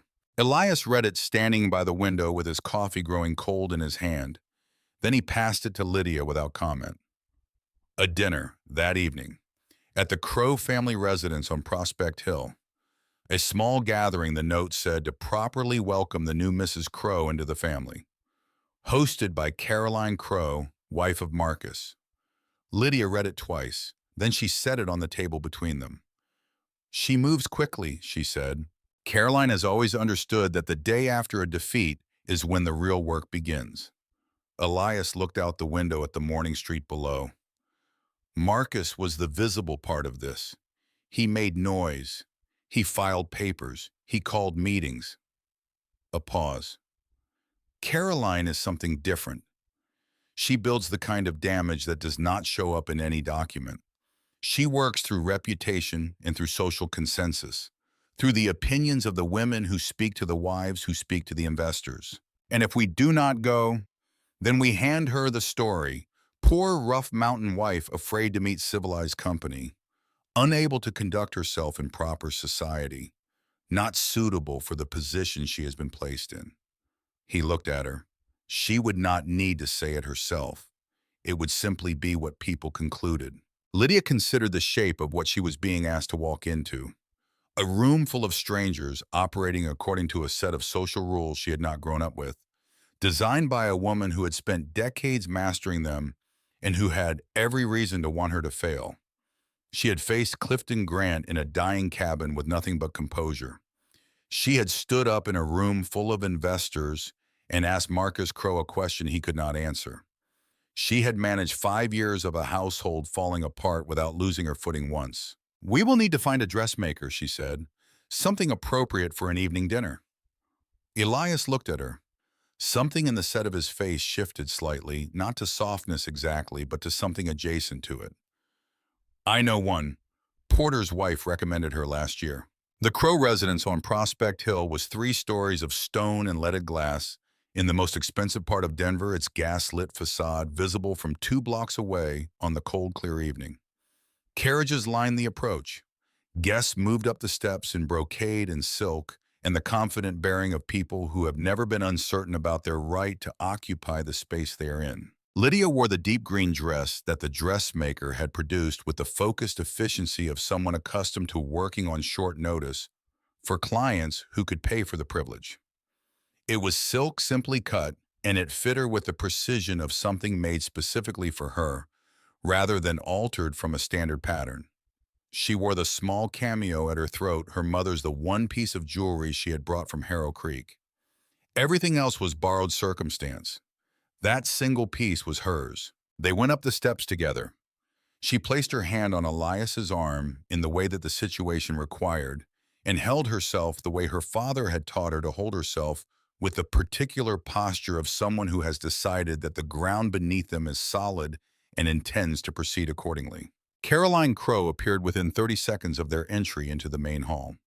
She was perhaps 45, carefully maintained, wearing diamonds that caught the light of the gas chandelier and distributed it in small, cold points across the marble floor. She moved toward them with the fluid ease of someone who has been managing rooms full of people for so long that the skill has become invisible. Elias, she offered the side of her face for a greeting that was not quite a kiss. How wonderful that you could come on such short notice. Her eyes moved to Lydia with the systematic efficiency of a woman conducting an inventory. The dress, the hair, the single cameo at the throat where a woman of means might be expected to wear something more substantial. And you must be Lydia. My dear, what an interesting choice of jewelry. There is something very direct about it. Thank you, Lydia said pleasantly. It belonged to my mother. I wear it on occasions that matter. A small silence. Caroline's smile adjusted by a degree so slight that most people would not have registered the change. She moved them into the main reception with the practiced grace of a hostess who understands that her power lies in controlling the flow of a room. The gathering was not small. 40 guests at minimum arranged across two large rooms connected by open double doors. Men collected near the fireplace. Women occupied the chairs and settees. Servants moved through the spaces between with trays of champagne and small food that existed primarily as social props rather than nourishment. Lydia was placed at dinner between a banker named Whitmore and a woman whose husband was a territorial judge. Elias was positioned at the far end of the table, far enough that any conversation between them would require an effort that would itself become a social statement. The questions began before the first course was cleared. Whitmore, with the comfortable directness of a man who has never needed to calculate the cost of saying exactly what he means. Mrs. Crowe, you are from the mountains, I understand. Harrow Creek, someone mentioned. That must be quite a change coming into a situation like this. Every significant change requires adjustment, she said. I find that the adjustments required by access to adequate food and a roof that does not leak are among the more manageable ones I have encountered. The woman on her other side, Constance, wife of the territorial judge, made a sound that she quickly covered with a sip of water. The questions continued through the first course and into the second. About her family, about her education, about her experience with the social and professional obligations that came with her husband's position. Each question carefully constructed to highlight a gap, a deficiency, a place where the raw material of her background fell short of what was expected. She answered each one without apology and without performance, the way her father had taught her to answer hard questions by telling the truth in the most useful arrangement available. Constance warmed to her visibly over the course of the meal. She was a woman in her 50s with the direct gaze of someone who has spent enough years observing the games people play that she has largely lost patience with them. She leaned slightly closer to Lydia as the main course arrived and said in a voice calibrated for Lydia's ear only, "You are doing extremely well. These dinners are designed to make outsiders feel inadequate. Caroline has been perfecting the technique for 20 years. I have been made to feel inadequate before," Lydia said quietly, "by people with significantly more reason to attempt it." Constance looked at her for a moment and then laughed a small, genuine sound she did not bother to disguise. Caroline delivered her main assault midway through the meal in the pause between courses when the room was quiet enough that her voice would carry to anyone within range. She addressed Lydia from across the table with an expression of concerned solicitude that was one of the more accomplished performances Lydia had witnessed. "My dear, I hope you will forgive me for asking something that has been on my mind. The responsibilities that come with Ethan's position, the social calendar, the business entertaining, the relationships with our investors and their families, these require a certain foundation, experience and education that prepares a person for that kind of role. I worry, speaking only from genuine concern for your well-being, that you may find yourself somewhat overwhelmed." The table quieted. It was not subtle. 40 people registering that something was happening and adjusting their attention accordingly. Lydia set down her fork, deliberately, without hurry. The way someone sets down a tool when they have decided to stop working with it and attend to something else. That is a generous concern, she said, and her voice was even and clear and carried without effort to every corner of the room. I can put your mind at rest. I was educated through 6 years of formal schooling, and then by my father, who believed that a person who could not think clearly about finance contract law and the management of resources under pressure was not educated at all, regardless of what certificates they held. She looked across the table at Caroline with the direct, untroubled gaze of someone who has already decided she has nothing to hide. In my first week in the Valley, I identified a pattern of fraudulent transactions in the Crow Timber ledgers that had apparently gone unnoticed for years. That documentation contributed directly to the conclusion of yesterday's meeting. If that represents being overwhelmed by the requirements of my position, I confess I am not sure what the word means in practical terms. The silence that followed this was the specific silence of a room that has just collectively revised its assessment of something it thought it already understood. Whitmore looked at his plate. Constance sat back in her chair with the expression of someone watching a well-executed piece of work and appreciating the craft of it. Caroline's smile held, but behind it, something that had been operating with confidence a moment earlier had shifted into a more defensive arrangement. At the far end of the table, a woman Lydia had not yet been formally introduced to sat with a small leather notebook open beside her plate and wrote something in it with a brevity that suggested she was recording a conclusion rather than a description. This was Adelaide Hargrove, Lydia realized. She had arrived at Caroline's dinner with a purpose of her own. The remainder of the evening proceeded in the way that evenings proceed after a decisive moment has passed. The social machinery continued to operate, conversations resumed and redirected, but the fundamental question that Caroline had arranged the dinner to answer had been settled in a direction that was not the one she had intended. When they finally descended the front steps into the cold night air, Elias was quiet for the first half block. Then he said, "Constance Harrison is the wife of the chief territorial judge." "I know. What happened at that table tonight will be in circulation within 48 hours. "I know that too." She looked at the lit street ahead of them. "Do you think I handled it correctly?" He was quiet again in the specific way that meant he was forming an answer rather than avoiding the question. "You told the truth," he said at last. "In the right moment with the right words and without cruelty. In my experience, that does not have many wrong versions." They walked the rest of the way back to the Windsor in a silence that had the particular quality of the silence between two people who have shared something and do not need to discuss it further to confirm that they have shared it. They returned to the valley 4 days later. The passes were still open barely. The cold that came down from the high peaks carried the specific warning of a season that was not going to be patient much longer. 3 weeks after their return, the first real snow arrived. It came overnight. 2 feet of it, silent and comprehensive, covering the compound and the valley floor, and the switchback trails that connected the valley to the outside world. When Lydia came downstairs in the morning and opened the front door of the lodge, the world was white in every direction, and the mountains had closed around the valley like a hand folding shut. The passes were gone. They would not reopen until spring. She stood in the doorway, breathing cold air and feeling something that surprised her with its clarity. Not confinement, something closer to the opposite of that. A sense of borders that define rather than imprison. The world outside could wait. What was inside these mountains, this valley, this lodge, this life she was in the middle of building, that was what required her attention now. The winter months settled into their rhythms.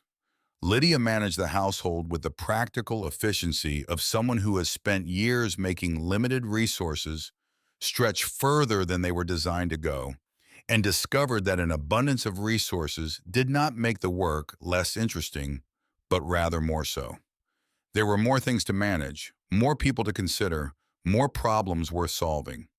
She organized the communal meal schedule so that the kitchen produced food when people needed it, rather than when the previous arrangement had decided they should need it. She set up a lending system for the books in the main room, which had been treated as permanent fixtures rather than as the resource they actually were. She cataloged the medical supplies with Owen Hayes and identified 3 gaps that needed to be addressed before the passes reopened. Cole moved through the winter with the adaptability of someone who has learned to find the interesting thing in whatever the current situation is. He spent time in the workshop with Owen learning things about metal and machinery that he could have learned 5 years earlier if he had thought to ask. He spent evenings in the main room with whatever portion of the household wanted company, telling the stories that he always seemed to have available stories that were funny, in the way that only true things are funny with the specific absurdity of real events that fiction would not have dared to invent. Reed was in the mountains. Not always, not literally, but the winter cold and the enforced proximity of the valley seemed to move through him differently than it moved through his brothers. He was present in the ways that mattered, present for the work that the season required, present at meals, present when a problem arose that required his particular skills. But there was a quality of distance about him that intensified with the closing of the passes, as though some part of him preferred the open country and tolerated the enclosed one. Lydia watched all of this and said nothing about most of it. She had developed over the months since the crossroads a particular economy of observation. She noted things. She filed them. She waited to see whether they needed to become anything more than observations. The letter from her mother arrived in early November, carried by a rider who had come through one of the lower passes before it fully closed. Clara Hale's handwriting was steady, which told Lydia something, and the words were direct, which confirmed it. Walter Hale had died on a Tuesday night in late October in his sleep. He had not suffered in the end. He had been, Clara wrote, ready. In his last days he had spoken often of Lydia. He had said he was proud of the decision she had made. Not because she had married well, Clara wrote, underlining this in the careful way she underlined things that mattered, but because she had trusted her own judgment when everything around her was telling her that trusting her own judgment was a luxury she could not afford. Lydia read the letter alone in her room with the door closed. She did not go to anyone with it, not immediately. She sat with it in her lap and let the feeling of it settle through her, the grief and the gratitude, and the particular weight of knowing that someone who loved you completely has seen the best version of what you might become and believed in it before you were sure of it yourself. She had been sitting there for perhaps an hour when there was a knock at the door. She knew the knock. It was Elias. She had learned the specific weight and rhythm of each person's knock in this household, the way you learn the sounds of a place you intend to stay in. "Come in," she said. He did not come in further than the doorway. He stood there still dressed from the day's work, looking at her with the steady amber attention that she had by now learned to read with some reliability. He had seen her come inside after the rider left. He had not rushed to her door. He had given her an hour, which was exactly the right amount of time, and told her something about how carefully he had thought about what she might need. "My father," she said. "He passed in October." He crossed the room then and sat in the chair near the writing desk, rather than beside her, giving her the option of proximity rather than assuming it. He did not say he was sorry in the reflexive way that people say it. He looked at her with the full attention of someone who is simply present, which was, she had come to understand, Elias Crow's most significant form of comfort. She told him about the letter, about what her mother had written, about her father's last days and the things he had said about her decision. When she finished, they sat together in the quiet room with the winter wind at the windows and the lamplight moving slowly over the walls. And Elias said nothing, and his saying nothing was the correct response. She did not need words from him. She needed the fact of his presence, and he understood that, and he stayed. Later, when she was ready for the quiet of her own thoughts, she thanked him. He stood and moved to the door and paused with his hand on the frame, looking back at her with an expression she had not seen from him before.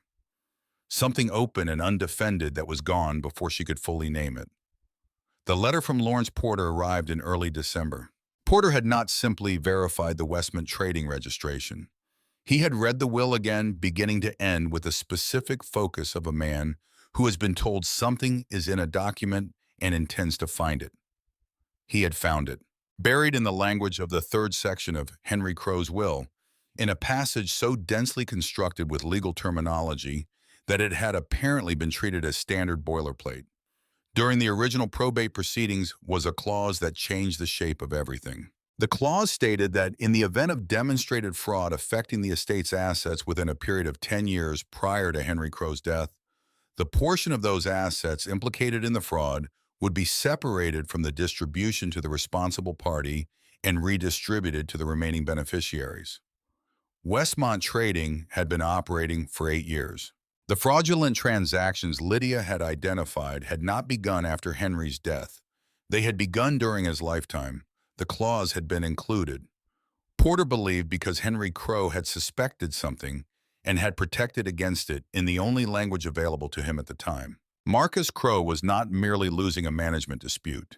He was facing the prospect of losing the portion of his inheritance that could be traced to assets affected by the fraud, and beyond that he was looking at the possibility of criminal charges. Elias read Porter's letter at the main table with Cole and Reed on either side of him. Lydia sat across from all three of them. She watched their faces as they read. Cole reached the end of the letter first. He set it down and looked at the table in front of him without speaking for a moment. Then he looked at Lydia. "You found this," he said. Not a question, a statement of fact that carried weight beyond its words. "Porter found the clause," she said. "I found the transactions that gave him something to look for." "Those are the same thing," Cole said. Reed had not spoken. He was still reading, going back through sections of the letter with the careful attention of someone confirming details rather than discovering them. When he finally looked up, he looked at Lydia. The gray-blue eyes held something that she had learned to recognize as the closest thing to warmth that Reed Crow typically permitted himself to display. It was not warm, but it was not cold either. Elias placed the letter flat on the table. "Porter needs authorization to proceed," he said. "I want to respond to Marcus before he has time to move his assets. We go back to Denver in February when the pass is clear." He looked at Lydia. "I want you there." "I know," she said.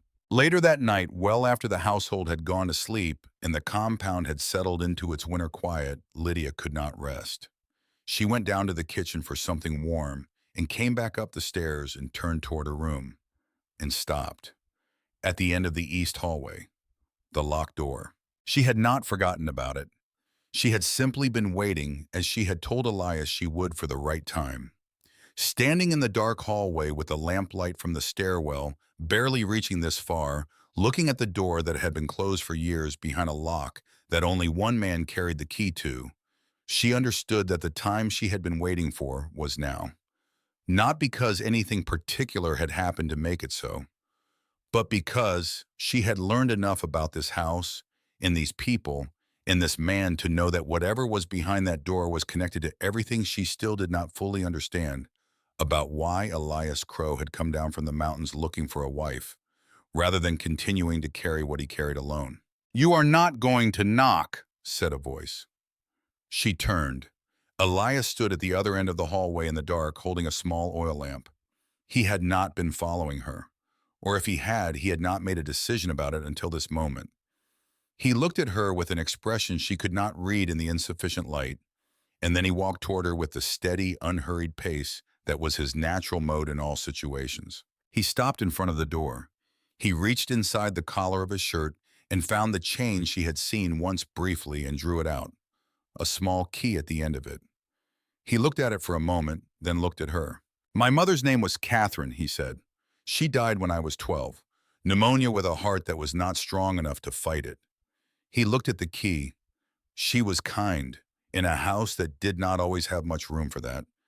She read to us at night, poetry, stories, anything she could find. My father thought it was impractical. She did it anyway. "What happened to this room?" Lydia asked. "My father closed it when she died. He said looking back served no purpose. He locked it and kept the key and never opened it again for the rest of his life." He found the lock and put the key in. "After he died, I opened it once. I looked at what was inside, and I did not know what to do with it, so I locked it again." He turned the key. "I kept the key on me because I did not want anyone else to make the decision I had not yet made." The door opened. The room was small compared to the others on the floor. A writing desk, a chair, Bookshelves on two walls, the books arranged with the particular care of someone who loved them. An oil lamp cold now on a side table. And on the wall opposite the door, a photograph. A woman in her mid-30s caught in the stillness that portrait photography required in those years, but managing nonetheless to suggest warmth. Something about the set of her mouth or the way her hands were folded spoke of a person who had not found the formal sitting particularly important and had tolerated it with the patient good humor of someone who understood that some obligations are simply worth meeting. Lydia looked at the photograph for a long time. On the writing desk, a wooden box of the kind used for correspondence. She looked at Elias. He nodded. Inside were letters, 3 packets of them, each tied with ribbon of a different color. The handwriting on the outside of each packet was the same handwriting she had seen in the photograph, recognizable somehow, even without having seen it before, as though the character it expressed matched what the image had already communicated. She wrote to each of us, Elias said. He remained near the door, not coming further into the room, as though he had not yet decided whether he was staying. She knew she was dying. She knew she would not be there for most of what we would need her for. So she wrote. He paused. My father never gave us the letters. He kept them here and locked the door. Lydia stood with the box in her hands and looked at the 3 packets, each one addressed in a different hand, each one intended for a son who had grown up without knowing it existed. Tomorrow, she said, you and Cole and Reed, together, this room. He looked at her. These letters are not mine to read, she said, but they have been waiting long enough, and so have the 3 of you. She set the box back on the desk and replaced the lid and looked once more at the photograph on the wall. Catherine Crowe, who had understood that looking forward was the right direction, but who had also understood that some things needed to be said before you ran out of time to say them. She left Elias standing in the doorway of his mother's room with a lamp in his hand and went to bed. The following evening, after the workday was done and the household had eaten, Elias called his brothers to the east hallway.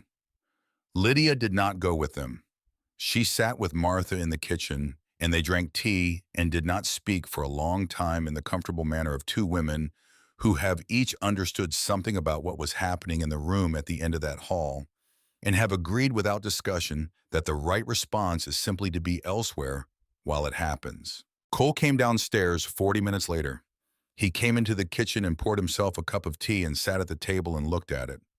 His eyes were red in the way that happens when a person has let himself feel something completely rather than managing it from a careful distance. He did not appear embarrassed by this. She knew, he said after a while.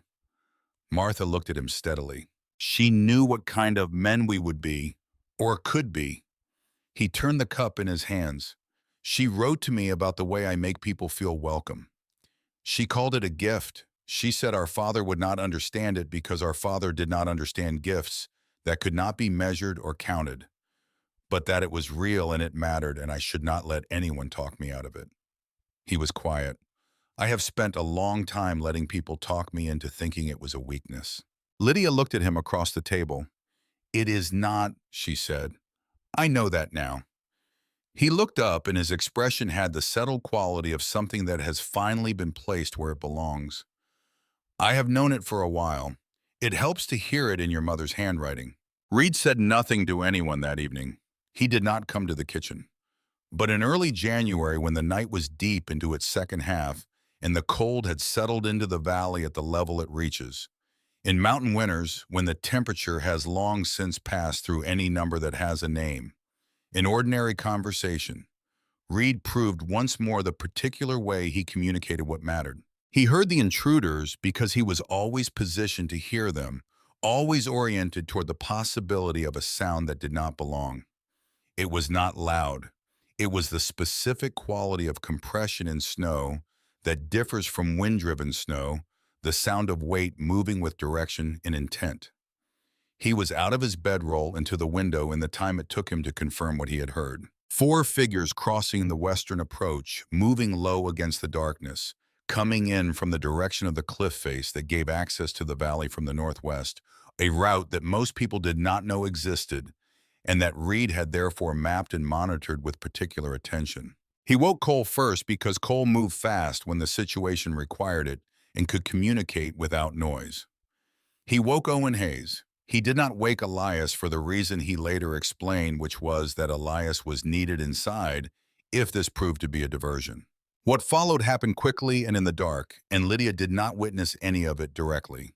She woke to the sound of the compound coming alert to voices in controlled urgency rather than panic to the dog that lived in the barn, giving one sharp warning before going quiet in the specific way that meant a familiar hand had reached it. She was dressed and downstairs before the situation was resolved. 3 of the 4 men had run when they realized the compound was not as unprepared as they had counted on. The 4th had been cornered near the equipment shed by Reed, who had tracked him with the patient efficiency of someone who does not need to move fast because he has already determined where the target has to go. There was a struggle. In the dark against a man who was frightened and therefore dangerous in the specific way that frightened men sometimes are. Reed took a knife across his left arm, deep enough to bleed heavily, not deep enough to reach anything that would not heal. He came in with Cole on one side of him and the captured man's arm in his right hand, his left arm held against his side in the careful way that people carry an injury they are not yet willing to fully acknowledge. Lydia moved to him immediately and took hold of his arm with both hands, examining the wound with the focused calm of someone who has done this before, who has cleaned and wrapped the injuries that happen when the work is hard and the equipment is not always cooperative. She sent for the medical box. She had Owen bring the lamp closer. She worked with the quiet efficiency of someone who learned long ago that composure in difficult moments is the most useful thing a person can bring to them. Reed endured her attention without comment, which she understood as a significant form of acceptance from a man who generally permitted very little of it. When the work was done and she was putting the medical supplies away, Reed spoke without being asked in the flat, factual tone of a man who has decided something should be said and is simply saying it. 2 years ago, I brought a woman into this valley, he said. He was looking at the bandage on his arm rather than at her. I met her when I came down for spring supplies. I thought she was interested in what we were building here. A pause. She was. Just not the way I believed. She spent a month copying our contract schedules and supplier lists and route information. She sold everything to a competing operation out of Cheyenne. We lost 2 major accounts that year. He set his arm carefully on the table. I was the one who let her in. My judgment, my mistake. Lydia did not respond immediately. She let the words settle the way Reed himself settled things without rushing past them toward a conclusion. You have been watching me since the first day, she said finally. Because of that. Yes. And now? He looked at her directly, those gray-blue eyes holding the same steady assessment she had seen from him at the crossroads on the morning they met, but with something different in it. Not the wall that had been there then. Something more like an open gate. Now I know the difference, he said. You came here without pretending it was something other than what it was. There is no information you could take from this place that you have not already helped protect.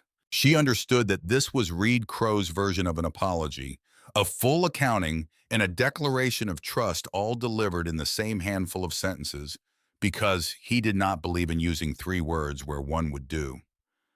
Thank you for telling me, she said. He nodded once and said nothing more. The captured man talked before morning.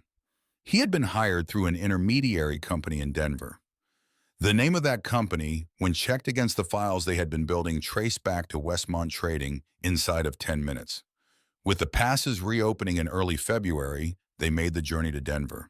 The mediation was held in a small neutral meeting room arranged by Porter with a commissioner present as witness and the lawyers for both sides in attendance. Marcus Crow arrived looking like a man who has spent several months understanding that the battle he was certain he was going to win has been lost and is now calculating what the terms of the loss can be. He looked older than he had in October. The smooth, managed confidence was gone. What remained was a man trying to hold his posture. His lawyer presented the opening offer. Marcus would withdraw all claims against the management of Crow Timber. In exchange, Crow Timber would not pursue criminal charges related to Westmont trading, and Marcus would retain the portion of his inheritance that predated the fraudulent transactions. Elias began to respond. Lydia put her hand on his arm. He stopped. She looked across the table at Marcus Crow and at his lawyer and at the commissioner. The offer, as stated, assumes that the value of assets in Westmont Trading represents only Mr. Marcus Crow's original capital, she said. It does not account for the appreciation of that capital through 20 months of operations that made direct use of proprietary information belonging to Crow Timber. Information has market value. That value has not been calculated in this offer. She paused. We propose the following. Mr. Marcus Crow receives the return of his original invested capital, the amount that can be documented as entering Westmont Trading before any proprietary information was applied to its operations. He signs a binding agreement renouncing all current and future claims against Crow Timber, its management, and its assets. Crow Timber will not pursue criminal charges provided this agreement is honored completely. She looked at Marcus directly. This is a fair resolution. You receive what was genuinely yours. We receive certainty. No one carries a years-long litigation that will cost both sides money they could be using more productively. The silence in the room was the silence of people doing arithmetic. Marcus's lawyer leaned toward him. A murmured exchange. Another pause. Agreed, Marcus said. His voice was flat and final and carried in it the particular sound of something being put down that has been carried for too long. There was no satisfaction in it. There was not supposed to be. When the documents were signed and the parties had separated, Porter walked out with Elias and Lydia into the cold Denver afternoon. He shook Lydia's hand before he shook Elias's, which was a reversal of the order that anyone watching would have expected and which Elias appeared to find entirely appropriate. That evening, Adelaide Hargrove met them at a quiet restaurant near the hotel and said everything she intended to say without ceremony or delay. She was starting a fund, small at first, focused on resource operations across Wyoming and Montana that were willing to adopt sustainable practices in exchange for investment capital that did not demand the kind of short-term extraction that destroyed the long-term value of the resource. She needed a partner who could evaluate operations in the field and translate what she saw into the language that investors and managers both needed to hear. She looked at Lydia when she described this role. Not at Elias, at Lydia. I am not asking for a consultant, Adelaide said. I am asking for an equal partner. The work involves travel, assessment visits to active operations, writing reports that are specific enough to be useful and clear enough that people who have never seen a mine or a timber stand can understand what they are reading. She refilled her own glass. I will be honest with you. I could find people with more formal credentials for this work. I cannot find another person who thinks about these problems the way you do. The combination of analytical precision and practical understanding is not common. You have both. Lydia looked at Elias. He looked back at her with the expression she had come to recognize as his version of complete and unconditional support, which on his face looked very similar to his version of simply waiting for someone to say something, but which she had learned to distinguish by the particular quality of his stillness. This is your decision, he said, not mine. She thought about her father's voice at the doorway of his room telling her to go and not look back. She thought about the woman she had been standing at a frost-covered window counting fence posts and calculating impossible numbers. She thought about the woman she was now who had found her way through a room full of hostile investors and a dinner table full of people who thought they knew what she was and had come out on the other side of both with her footing intact. Yes, she said to Adelaide Hargrove, I accept. Spring came to the valley the way it always came, slowly, and then all at once the snow melt, turning the creek loud and fast, the passes opening one by one as the sun worked its way back into the high country. The compound emerged from its winter isolation like something surfacing from deep water, blinking in the expanded light, adjusting to the return of connection with the wider world. Clara Hale arrived on a warm afternoon in late April. She came up from the lower settlements on the horse that Elias had arranged to be waiting at the first town south of the passes, with Owen Hayes riding escort. She arrived at the edge of the high plateau as the valley opened below her and stopped her horse without anyone asking her to, and sat very still. Lydia rode Slade up alongside her and waited. Clara looked at the valley for a long time, at the buildings, at the managed forest on the slopes, at the stream with its deliberately laid stone banks, at the children running between the structures in the late afternoon light. "Lydia," she said at last, "you wrote that it was good. You did not write that it was this." "There were not words for this," Lydia said. "I thought you should see it." They rode down together, mother and daughter, on the same trail that Lydia had descended 7 months earlier on a gray autumn day with everything still uncertain. The trail was the same. The uncertainty was mostly gone. Martha Hayes met them at the door with tea and the particular warmth of a woman who runs a household large enough to accommodate another person and has already decided where that person belongs in it. Owen and Martha together. Lydia realized were the stable core around which this household had organized itself long before she arrived and would continue to organize itself long after any number of other things changed. Cole introduced himself to Clara within 30 seconds and had her laughing within 5 minutes, which was approximately the timeline Lydia had expected. Reed nodded to Clara with the economy he applied to all social situations and said without preamble and without looking at anyone in particular, "She talks about you. Often." Clara looked at him for a moment. Then she looked at Lydia. And then she looked back at Reed with the expression of a woman who has just accurately identified something important. Elias had arranged the small cottage at the edge of the compound before Clara arrived without being asked and without making anything of it. It had a wood stove and a bed and a shelf for books, and a window that faced east and caught the morning light. When Clara walked through it for the first time and stopped at the window, looking at what the valley looked like, in the last of the afternoon sun, she put one hand flat against the glass, the way people touch things they want to confirm are real. "You did not just manage," she said without turning. "You built something." "We are building something," Lydia said. "There is a difference." The next morning, when Lydia came down before sunrise to find the fire already going and coffee already made, Reed was standing at the kitchen window with a cup in his hand, looking at the snow-covered upper peaks in the gray pre-dawn light. She poured herself coffee and stood beside him without speaking. After a while, he said, "She wrote to me about trust." Lydia waited. "She said I would find it difficult to trust people, that I would be careful with it in a way that would sometimes look like coldness, and that this was not a flaw in my character, but a consequence of something in our household that I had absorbed early." He looked at the window. "She said the difficulty was not in the caution itself.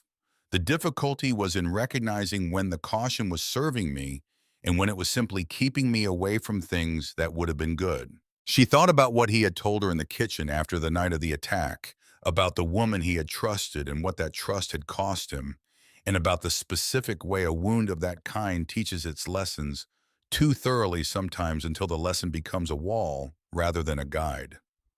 "She was right," Lydia said. "I know." He looked at his coffee. "She also said, and I will tell you this because I think you have earned the right to hear it." He stopped for a moment, assembling the words with the care he applied to everything he committed to language. "She said that the person who eventually earns the kind of trust I would need to give would have to earn it through action rather than through words, that I would know them by what they did rather than by what they said." He looked at her directly. "You have done that." She did not answer immediately. She held the statement with the same care he had used to deliver it. "You have done the same thing for me," she said at last, "in a different direction." He nodded once and looked back at the window, and they stood there together in the early morning quiet until the rest of the household began to wake. 5 years later, in the summer of 1877, on a warm afternoon, when the light came in at the long angle of late July and turned everything in the valley gold, Lydia Crow stood on the porch of the lodge and watched the life she had helped build moving through its ordinary paces below her. She was 30 years old. In the yard, a group of 15 managers from timber and mining operations across 2 territories sat in the shade of the equipment barn, listening to Cole walk them through the seasonal maintenance protocols that had reduced equipment failures in the Crow operation by 30% over 3 years. He was drawing diagrams on a board with the focused ease of a man who has found the work he was made for and has stopped apologizing for being good at it. Near the stable, Reed sat on an upturned crate with a length of harness leather in his hands, making the repair with the automatic precision of a man whose hands know their work. Clara Hale sat on a stool beside him, telling him something that made him look up from his work and briefly, unmistakably smile. The mountains rose behind both of them, enormous and permanent, and Reed was not looking at them with the searching quality she had noticed in him that first winter. He was simply there in the place where he had decided to be. The Crow Institute for Sustainable Resource Management had trained 43 field managers in 3 years. The textbook she and Elias had written with Cole's editing and Reed's verification of every technical specification was being used by 2 territorial governments and a business school in St. Louis. Adelaide Hargrove's fund had completed its 4th investment cycle, with returns that had begun attracting attention from people who had previously considered the sustainable approach to be sentiment dressed up as strategy. Marcus Crow was somewhere in the east as far as anyone could determine. Caroline had gone to San Francisco. Neither of them required any particular thinking about. The door behind her opened and Elias came out with 2 cups of coffee, which was what he did at this hour on afternoons when the work had reached its natural pause and the light was doing what it was currently doing to the valley. He handed one to her and stood beside her at the railing. They looked at the valley together. "Do you remember," she said, "what you said to me the first morning you came to my cabin? You said you valued honesty over sentiment, that a contract without false expectations was worth more than a romance built on them." "I remember. You were right about honesty," she said, "and you were wrong about sentiment." He was quiet in the specific way that meant he was agreeing with something and taking his time about confirming it. "Both can be true at once," he said. She looked at the valley, at Cole drawing his diagrams, at Reed and her mother in the shade, at the children of the year-round workers running between the buildings in some game that had no name but that they all understood, at the managed forest on the slopes that would be producing timber in 20 years, for people who were not yet born because a man had decided to build something that could outlast the decisions that built it. Elias turned his cup in his hands, the same gesture she had watched him make 100 times across 100 evenings, and she had learned to read it now as the physical expression of a man thinking past the edges of what he was ready to say out loud. "I came down from these mountains looking for someone who could handle a complicated life," he said. "That was what I told myself, what I needed, a capable woman, a practical arrangement." He looked at the valley rather than at her, which was the way he usually said the important things, as though addressing them to the open air made them easier to commit to. "I did not understand that what I actually needed was someone who would not let me stay the same." She looked at him. "You have not let me stay the same," he said. "I am aware of that. I want you to know that I am aware of it."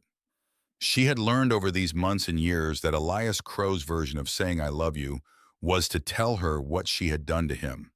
Not in abstract terms, in specific, accurate, considered terms that he had thought about before he spoke, and that meant exactly what they said. She put her hand over his on the railing. He looked at it, then he looked at her with the full, unguarded attention that he had spent most of his life giving to very few people, and she held it without looking away. Walter Hale had told her to be brave but not reckless, to be kind but not soft, to remember that she had value that did not depend on anyone else's opinion of her. She had carried those words through everything that had happened since the morning she walked out of a dying cabin and down a frost-covered road to a crossroads where a tall man with amber eyes was waiting with an honest proposition and a hidden valley that no map in the world had ever found reason to record. The valley lay below her now in the late afternoon light, full of the ordinary sounds of people living ordinary lives in an extraordinary place. A door closing, a hammer's report from the workshop, The creek moving over its stone bed and its constant white sound. Children calling to each other across a yard. She had not been given a fairy story. She had been given something more durable than that. She had been given the truth delivered without ornamentation by a man who could not have offered anything less and remained himself. And she had answered it with the truth she had available, which was that she was a woman with nothing left to lose and everything to learn, standing at the edge of her own life and deciding to step off. 14 fence posts stood in the yard of a cabin in Harrow Creek that someone else lived in now, and she wished that someone well in it. Here in this valley that the maps had not yet caught up to the thing she had built, stood solid and growing in the summer light. She held Elias's hand on the railing and watched it, and it was enough. It was more than enough. It was everything she had not known to ask for.